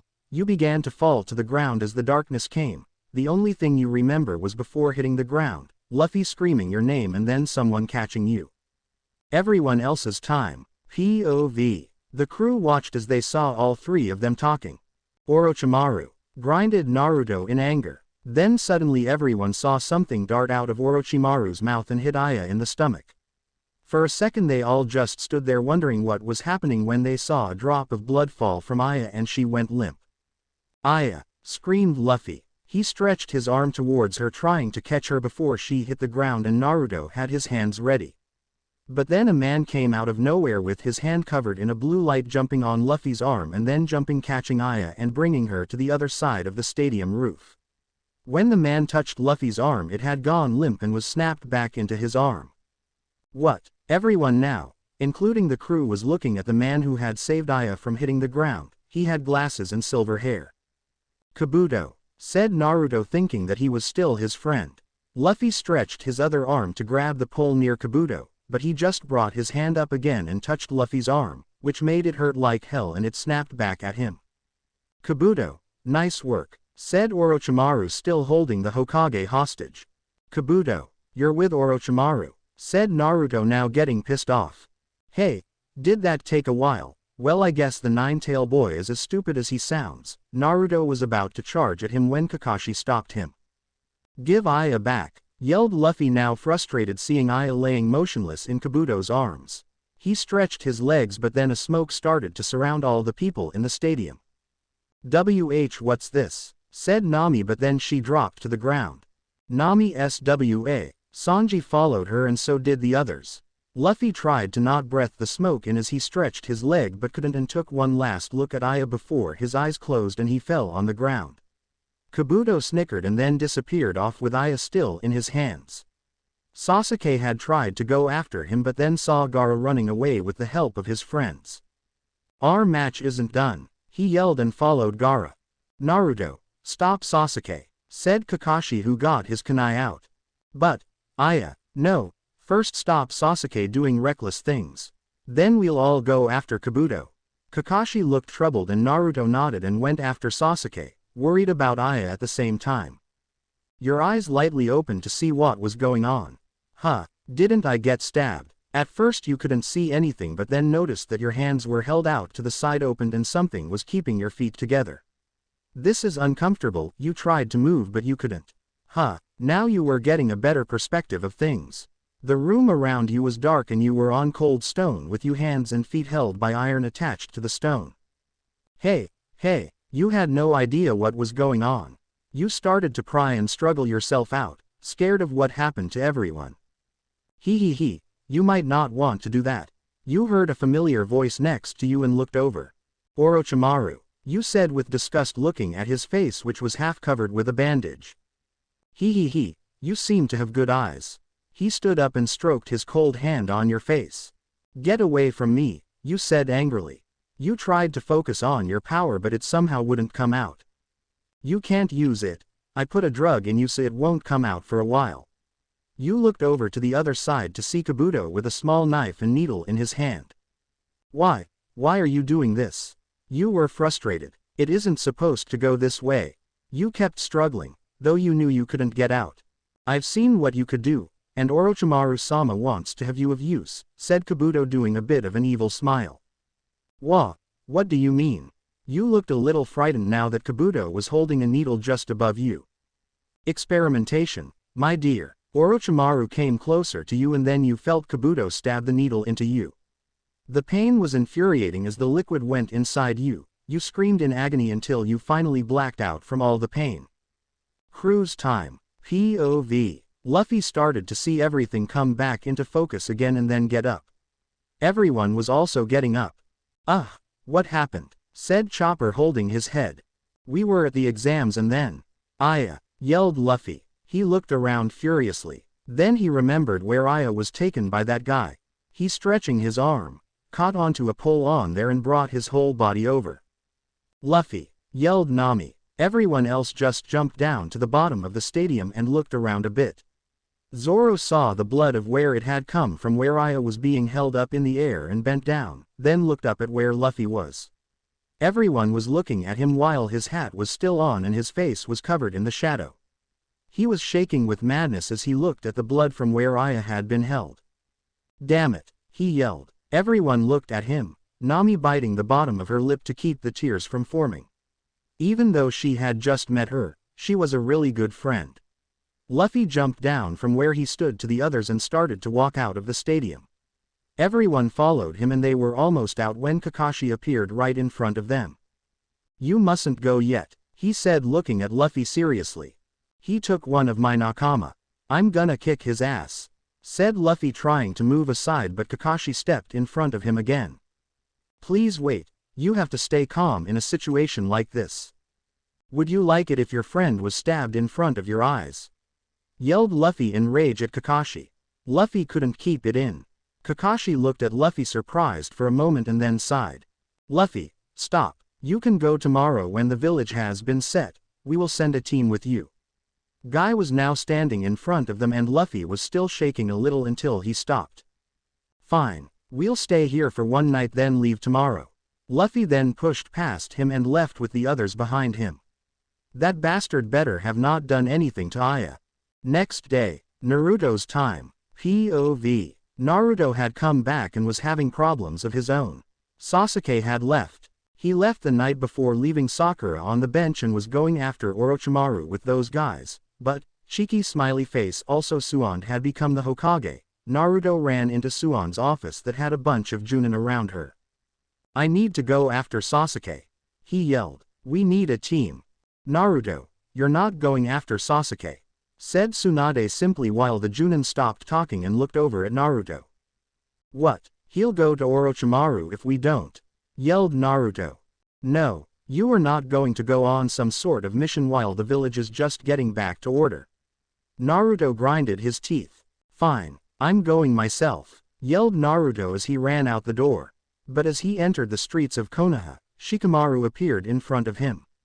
What do you want? Shikamaru sighed. This is so damn troublesome. But Tsunade has let you go on a mission. We just have to find more people. Also, another group is coming with us. Naruto raised his eyebrow. Kakashi's time. He was in the office when Naruto barged in and then left. Tsunade, we should send a group after him. This will not only benefit us in getting back Sasuke, but we can help the pirates also. Tsunade looked at him for a second then thought to herself. All right, Shikamaru, you make a team with Naruto and whichever genin is available, also include the pirates. Here is where they should be now. Tsunade gave him a piece of paper. Tisk, this is troublesome, he said as he disappeared. Naruto looked at Shikamaru and smiled. Thanks Shikamaru, let's go find us some more genin. Shikamaru and Naruto went to each genin's home and gathered up Kiba, Choji, and Neji. With them Naruto seemed like he was ready. Wait, we have to get one more group. Shikamaru started to walk off but then something caught his attention. What? He looked as they came closer. Well, I don't think we need to get them, said Shikamaru. Soon they arrived and Naruto realized it was the pirates who they were taking along with them. Sorry if we're late, said Luffy looking at Shikamaru. He looked happy and excited for an adventure, and the others seemed to be ready yet not ready for anything. Shikamaru just decided to go with the plan. Okay, first me, Choji, Naruto, Kiba, crew, then Neji, said Shikamaru pointing out the instructions on how they were going to follow them. Okay, but wait, I'm not sure of this, but you should know that we don't travel like you guys, said Robin looking at them. Ah, damn it, this is going to be troublesome. Shikamaru sat put his hands to his head for a moment thinking of how they were going to do this. I have a plan, said Luffy. Everybody looked up at him, wondering why he was so ecstatic when he took his hand and stretched it around Zoro, Usopp, and Sanji. What? They all said in shock. Robin, you take Nami and Chopper. Robin nodded and they used her Hana fruit to make her arms go around Nami and Chopper a couple of times. Here we go, said Luffy as he stretched his arm to a branch and caught on to it while Robin did the same smiling. Hey, so this is how it's gonna go huh? Okay well at least this works easier, said Shikamaru shaking his head back and forth. Let's go. He shot past Luffy and so did the others in his plan and then Luffy and Robin went by swinging on the tree branches. When you let us down, you better be prepared, screamed Sanji as they almost hit a tree and were being swung back and forth mercilessly. Nami Swan, are you alright? Sanji yelled. How can I be alright, Baka? She yelled back, tears spraying out. Naruto laughed a little seeing their fun, but he wanted to get Sasuke and Aya back, and so did Luffy. Later, everyone was still going after what direction Sasuke was in until they finally caught up. He, you guys can't get past me, said a rather large man with a purple bow tied around him. Who's the fat man? Said Luffy as he came to a stop and let the others go. They staggered around for a bit then came back to reality as Robin landed next to them with a dizzied Nami and Chopper.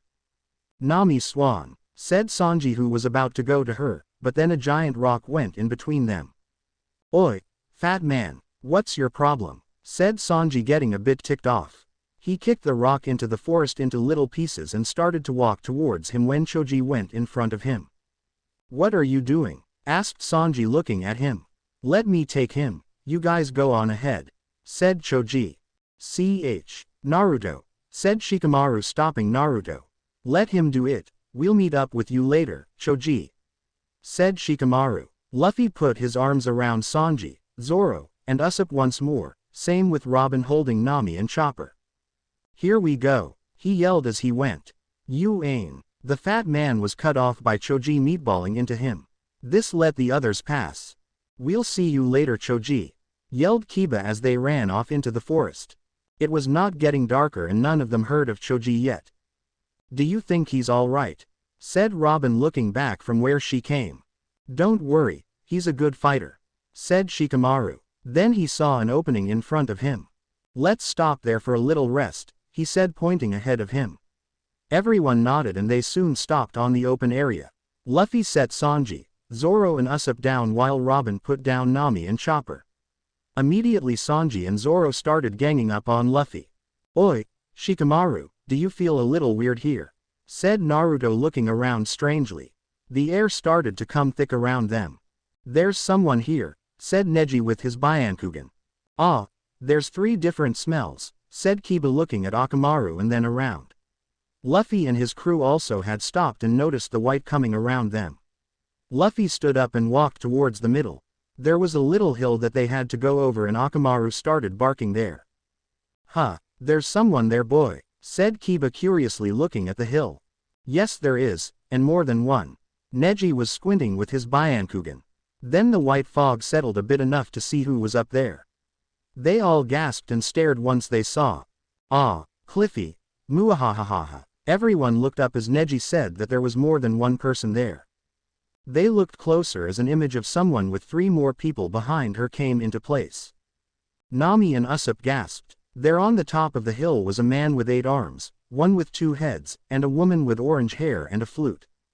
Though, this is not what had caught their attention. In the middle was Aya. But now, she looked totally different. Her hair, instead of dark brown, was now white and long. Her mouth and part of her nose was covered by a mask, and she was wearing long white kimono top and black shorts, showing that a snake was drawn onto her leg. She looked at them with a blank gaze. "Hey Aya," said Naruto softly. Then the people behind her disappeared and then reappeared around the ground, but this was not enough, another thing happened. What? Kiba looked to the side as he saw himself and Akamaru forming there from the white smoke around them. This was also happening to everyone, their copies showing next to them. Shit, this is Aya, said Zoro, getting his swords out for himself. I thought she had a hard time concentrating on one.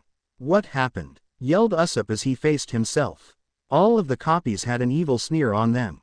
Luffy wasn't looking at his, and instead at Aya, who was looking blankly down. Aya, who did this to you? Said Luffy dangerously. He was waiting for the answer.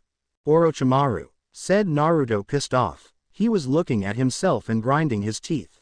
Shit, I need to go after Sasuke also, he thought. Aya, yelled Luffy, but right when Luffy looked up, his white self started attacking him. As did everyone else's. Kiba. Time. POV. Right as the boy with the straw hat called Aya's name, his clone starting attacking him. Whoa, Kiba moved back before he got stabbed the white kunai his clone had.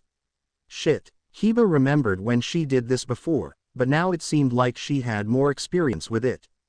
His clone attacked him again, but you jumped into the air. Though, when you were in the air, your clone smiled and you saw in front of you was a clone Akamaru coming at you. You were cut off as your Akamaru jumped at the fake one and started attacking him. You landed swiftly on the other side of your clone and looked at Akamaru, who was fighting the clone. Akamaru, you yelled, but then you were punched by your clone. You went back a little and started to attack, knowing that if you were fine, Akamaru is fine too. Nami's time. POV. You looked at yourself. That's me. Closing parenthesis. You got out your tempo stick and ran towards yourself. But she jumped right over you and landed on the other side, hitting the stick into your back and sprawling you forward with a large amount of strength. When she's just smoke. You looked at her as you got up and saw her do a little smirk. Aya, you looked up at her to see she was just staring at everyone in the fight. Then you heard your clone running at you again. I gotta finish this first, then help Aya. You started running at her and you both attacked at the same time. Neji's time. POV. Neji looked at his clone through the Byakugan. The Chikara is not there. You looked at yourself who had his eyes like he had Byakugan, even though he had none. This should be easy. You ran at yourself and was about to hit it with Junkin when he swiftly moved to the side and you passed right by him. When you were cut off by having your clone hit you in the back with an enormous amount of strength and you hit a tree, spitting some blood. Shit, he has no Chikara. Where's he getting it from? You looked at Aya, but she wasn't doing anything but looking everywhere. You looked back to yourself, and got in ready position. You looked yourself dead in the eye as your clone did the exact same thing. You both ran to the middle and started doing Junkin versus strength and speed. Sanji's time. POV. Shit, what's wrong with Aya? You said putting a smoke in your mouth and lighting it. Your clone already had a smoke in his mouth and was glaring at you. Alright, bring it on. You said as you ran at him. You twisted yourself and brought your leg up to kick him, but your clone just brought one leg up and stopped it. A small shockwave went around both of you. What? You said as you dodged the kick your clone gave you to the head, but as you went down his other leg hit your stomach and you went back, but caught yourself on the ground before you went back any farther. Tisk, you took out my light. You lit your cigarette again and ran at the clone, doing kicks to each other continually. Chopper's time. POV. What's going on here? You looked at your little clone as it turned into the heavy point. What's going on? You yelled but no one answered you. Instead, the answer came from your clone that ran at you. It punched you but you were small, it missed. You went behind and turned into your heavy point. You were about to hit him when you hesitated and it hit you instead. You fell back and turned yourself into brain point again. Shit, rumble, you said as you ate the round yellow pill. Your clone was still giving you a death look as you went towards it. Shikamaru's time. POV. Tisk, why'd this have to happen at such a troublesome time? You said, kicking the dirt around you a little. You looked at yourself and thought of some strategies of going up to Aya and shaking her to stop. But as you tried to think, your clone came at you with extremely fast speed. You almost got kicked in the head and had to dodge back to avoid it. Shit, now I won't have time to think. You looked at yourself then Aya wondering what to do as your clone kept attacking and attacking you. You then got your kunai out and started to attack back. Zoro's time. POV. Zoro looked at himself. Just like last time, without interruptions, you laughed a little as you put your headband on and took all three of your swords out. Your clone already had them out and gave you a death look. Let's get started. We were interrupted last time. You yelled as you went at him. Though when you brought your swords to hit him in the shoulder he stopped you easily and you looked at each other. When did I get more powerful? Hey, well this just makes things more interesting. You took another swipe at him as he did to you and stopping both your attacks, you went back and then to the middle again slashing at each other to get the other hurt. Naruto's time. POV. Damn it, you said looking up at Aya and wondered what Orochimaru had done to her. Orochimaru. Your hands balled up into a fist, and then you looked at your clone. He glared at you and then got into a ready stance. You looked at him confusedly wondering what he was going to do when he suddenly charged at you. What? Before he hit you, you moved to the side surprised. Oh yay, she can make them fight like she did with the swordsman. You remembered the fight the two had until Gaara had stopped it. I'll just take you down in one strike. You said, getting your fist ready for impact. But instead of hitting the clone's face, you hit the air. Huh, you felt a presence behind you and looked to see it was the clone. It punched you high into the air and then jumped up hitting you into the ground. You coughed blood at the impact. Strong. Hey, that's what I expect of me, you said smiling as you went after him. Luffy was fighting his clone and it was getting harder and harder to beat his clone. Shit, you said. You looked at the others to see that they were having a hard time. Sanji kept kicking though he was also getting kicked far back. Nami had dirt covering her face and was panting as she went against the clone and attacked. The orange ninja kid was breathing hard but also seemed to be getting angrier by the second. Naruto's time. POV. Damn it, you went at yourself again but it kept dodging easily. How am I supposed to beat him? Aya was still up there when he noticed that she was starting to walk down. Then stopped in front of the rubber guy. Huh, What's going? You were interrupted by a punch from your clone that sent you sprawling. You got up and attacked your clone again. Luffy's time. POV. You watched as you saw Aya coming towards you. Then your cone faded away and was replaced by Aya. Aya, why are you doing this? Said Luffy coming closer to you. But all she did was give you a cold look. Suddenly she swiped a kick at you and you dodged. What's going on? She took out 3 kunai and sent them out towards Luffy. Even though he dodged them, when they hit the ground they exploded. Some of the ground hit the others and they saw what was happening. Why is she attacking me all of a sudden? Luffy stepped back as more kunai came again.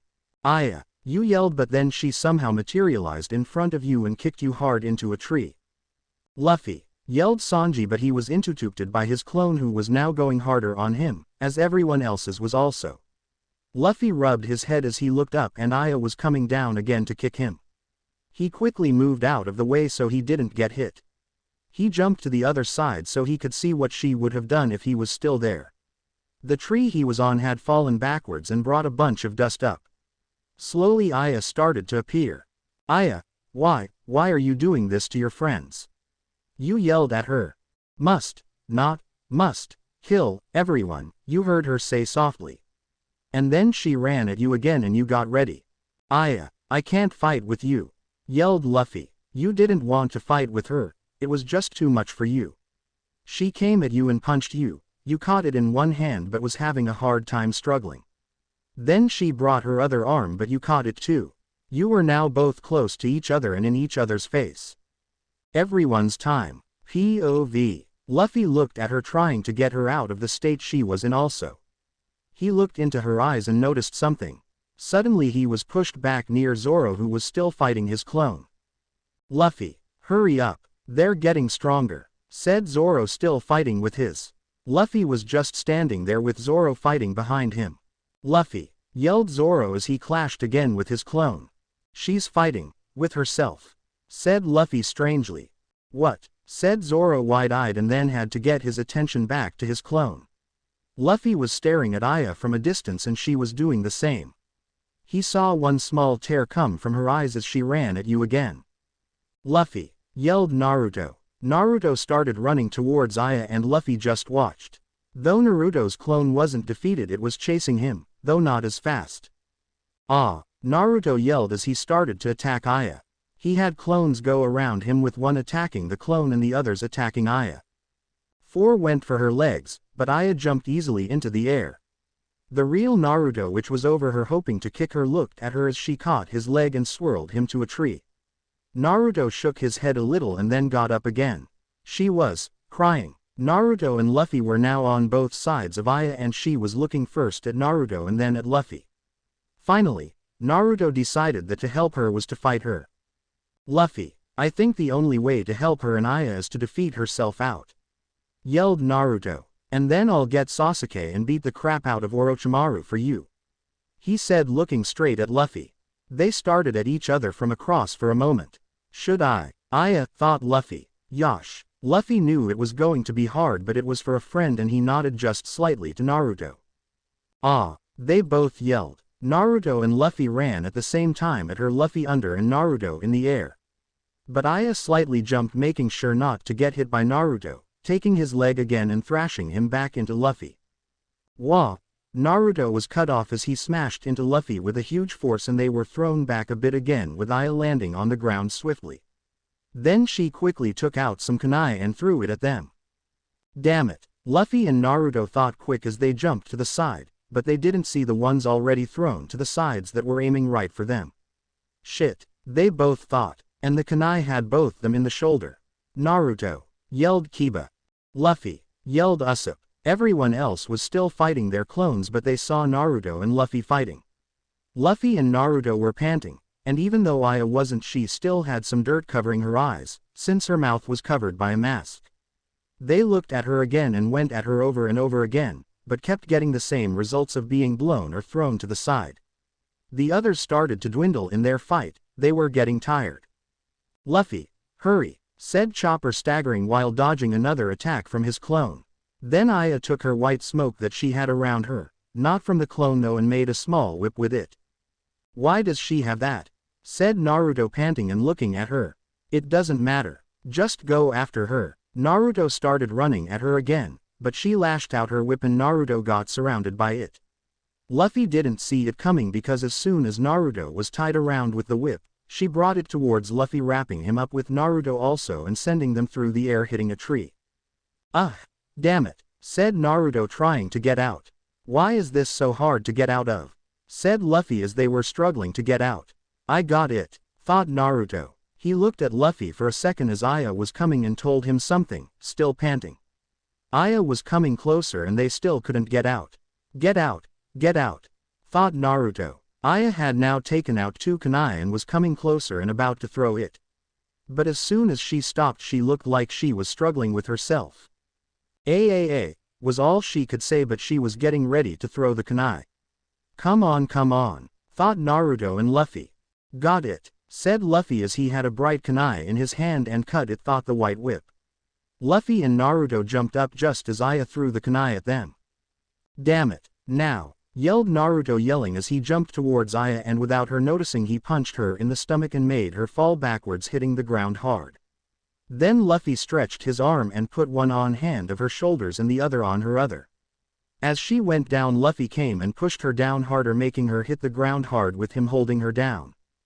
Ow, she said, and she looked up at Luffy coldly. Luffy's eyes were dark as he brought his arm up and brought it down on her.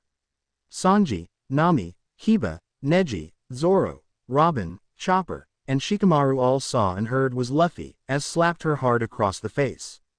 Aya felt herself awaken from what had controlled her. Her face was hit hard on the side and pushed to look the other way. You then felt someone put their hands on each of your arms, keeping you down.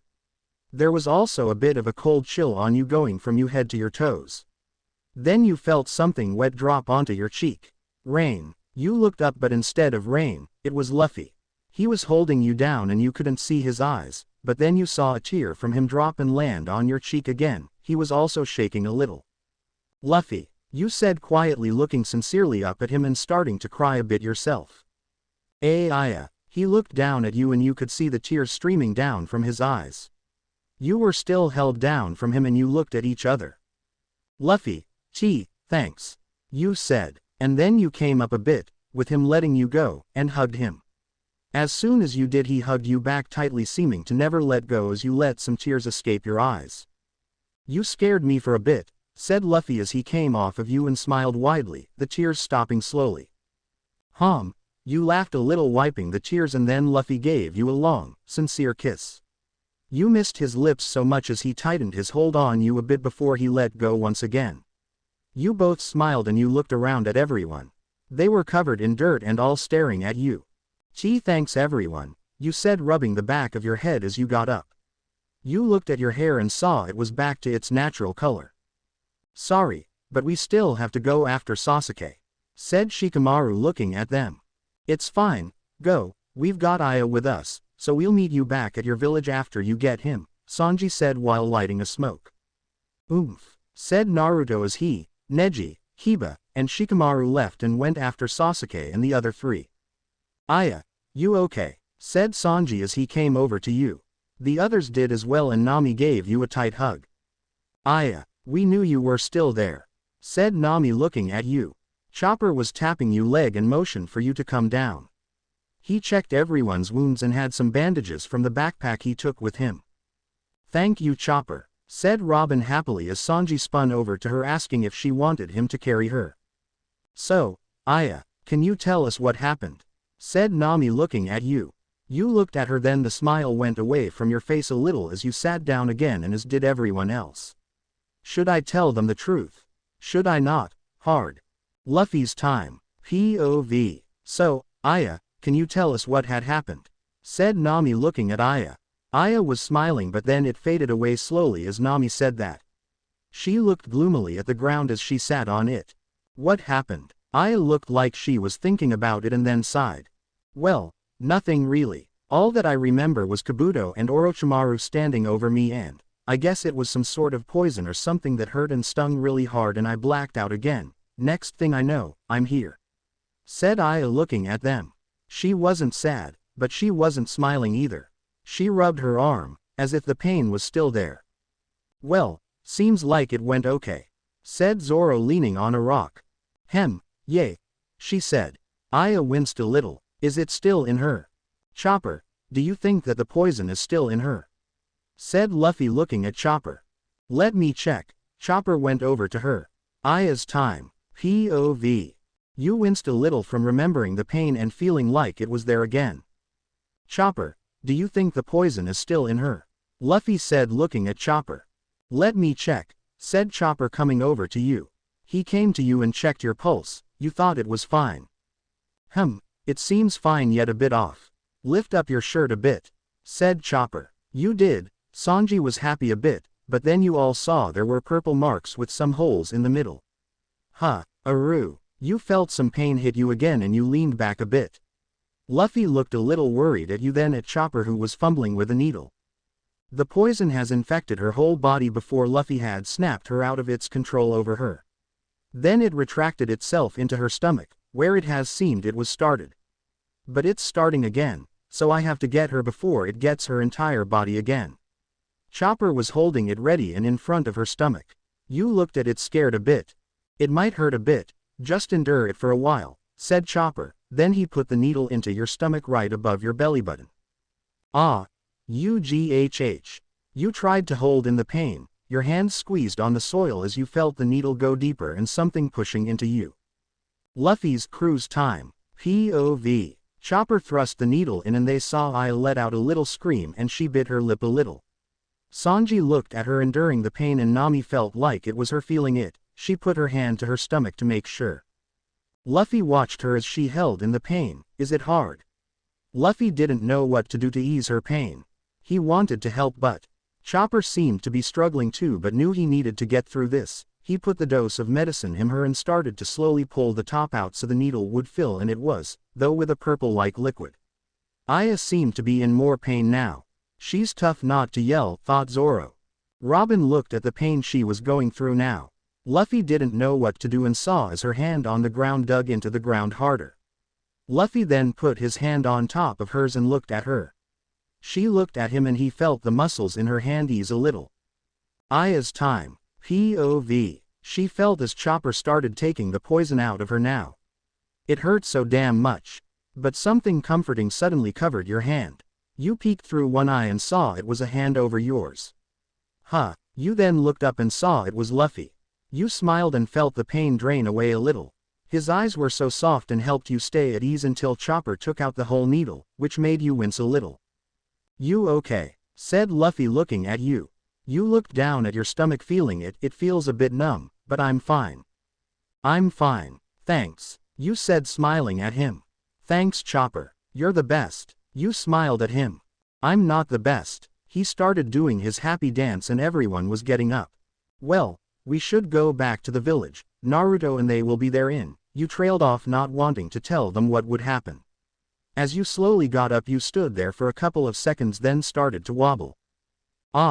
You fell but then Luffy caught you before you hit the ground and held you up. It might leave you unstable for a while, so be careful for when you walk, said Chopper looking at you again. Yosh, let's go, said Luffy. He then stretched one of his arms around Sanji, Zoro, and Usopp, with you in the other hand and close to him. The others were behind him yelling swears. Robin, he yelled happily. Got it. She smiled and then had her hands go around Nami and Chopper.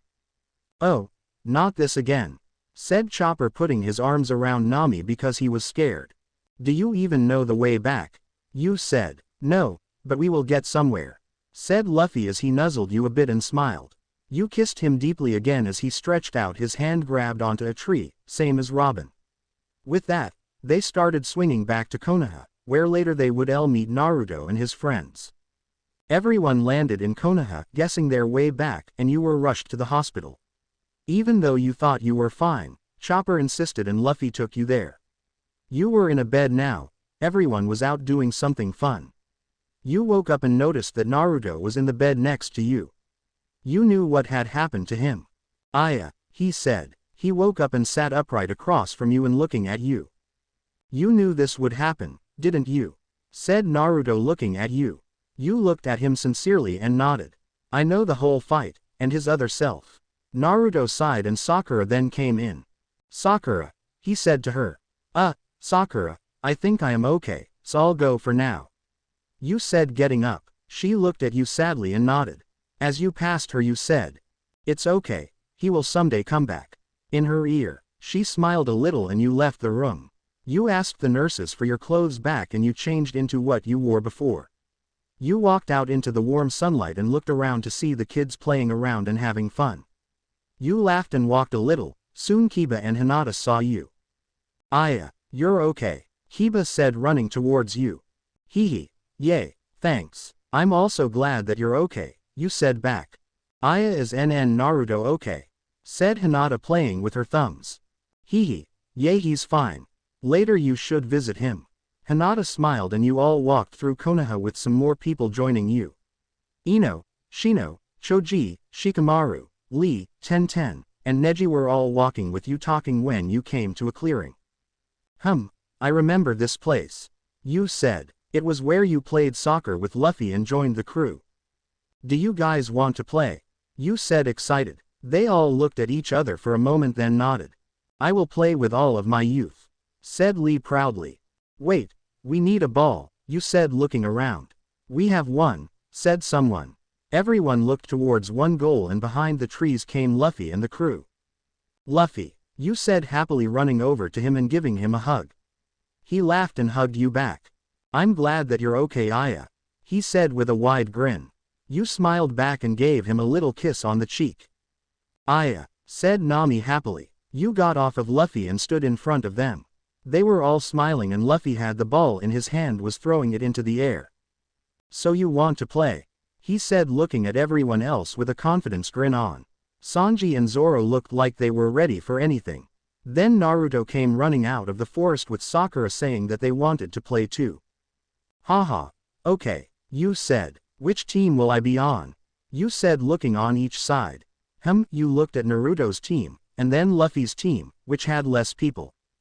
I guess, I'll do both. Every goal I'll switch, you said. Everyone agreed and the first team you played on was Luffy's. It was fun. Whenever Nami got the ball she had help from Robin who would use their feet to kick it over to Zoro running on the other side. Zoro and went up against Tenten, but he easily passed her and passed it to Usopp. Usopp tried to get it but then Lee jumped and spin kicked it to Kiba running. Kiba caught it with Akamaru running next to him.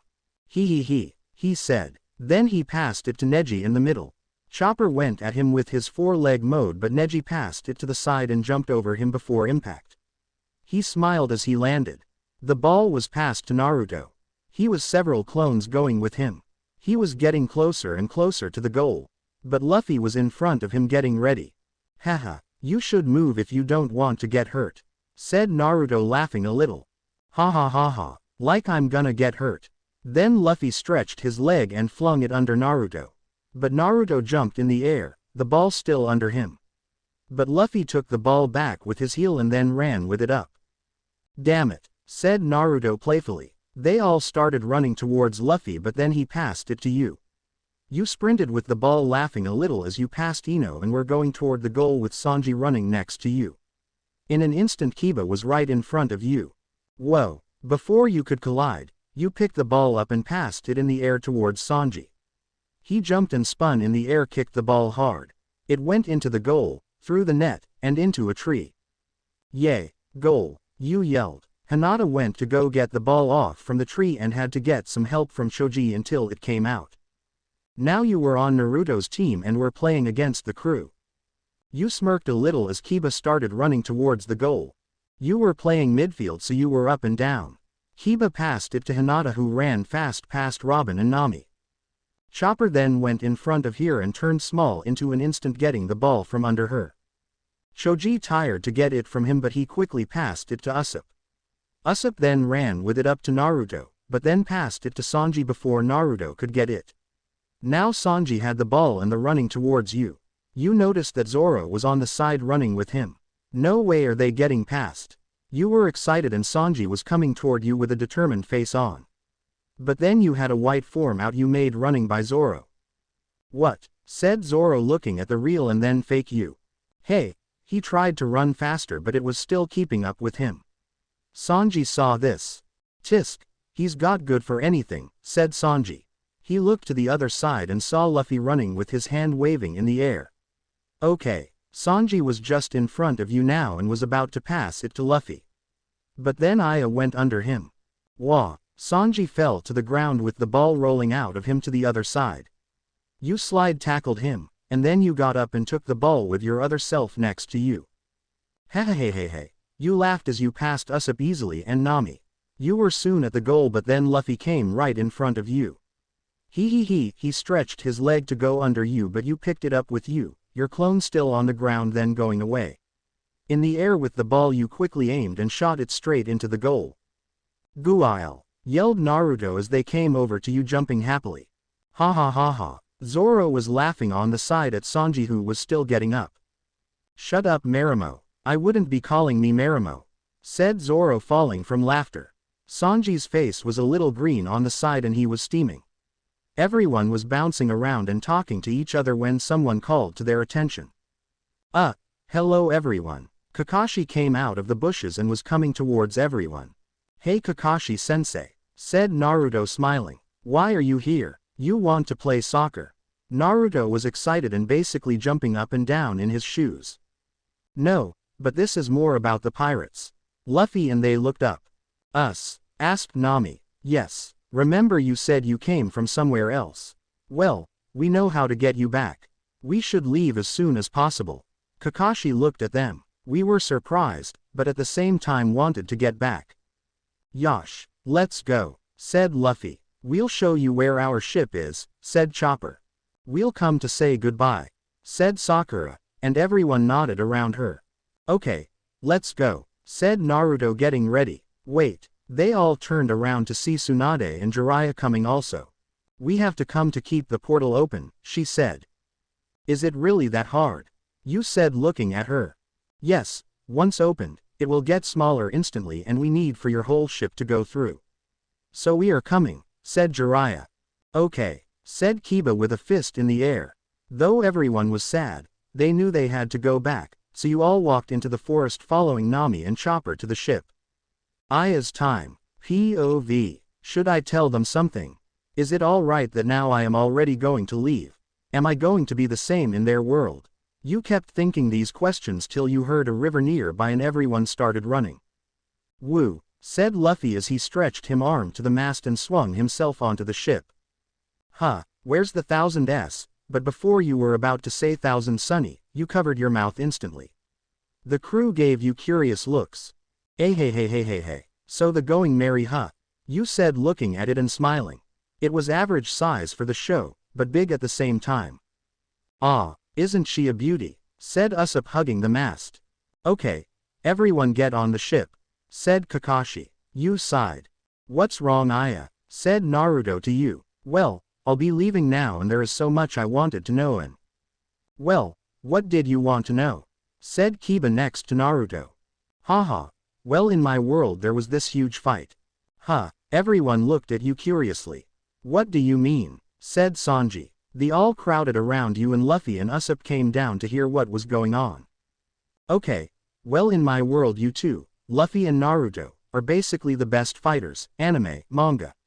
They all looked at you wondering what you were going to say.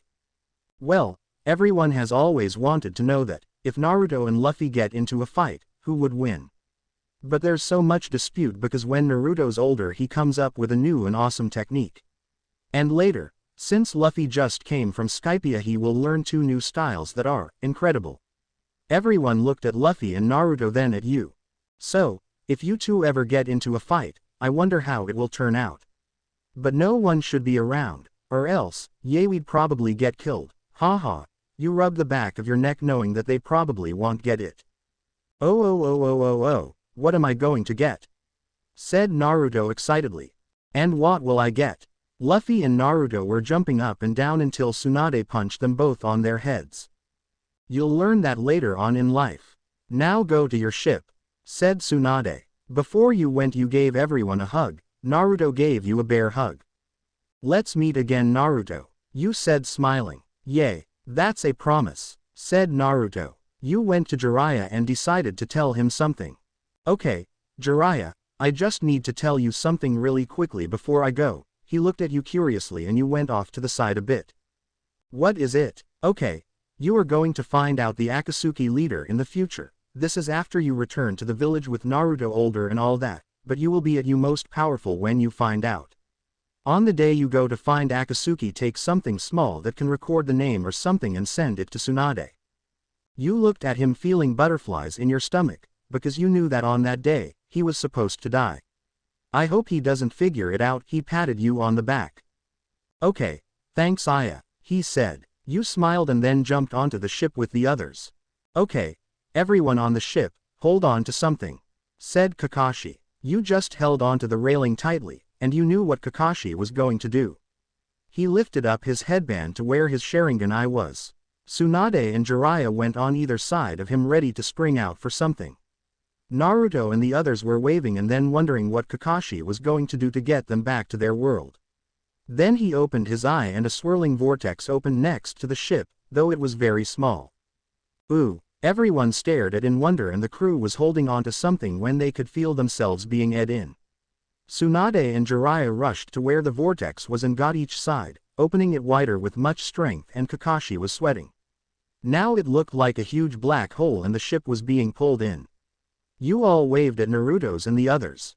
Before you all ed in, you said, "Take your time with everything, Naruto. Let's meet again." "Okay, I promise," said Naruto. And then they disappeared and you were all in darkness but air rushing towards you at the same time.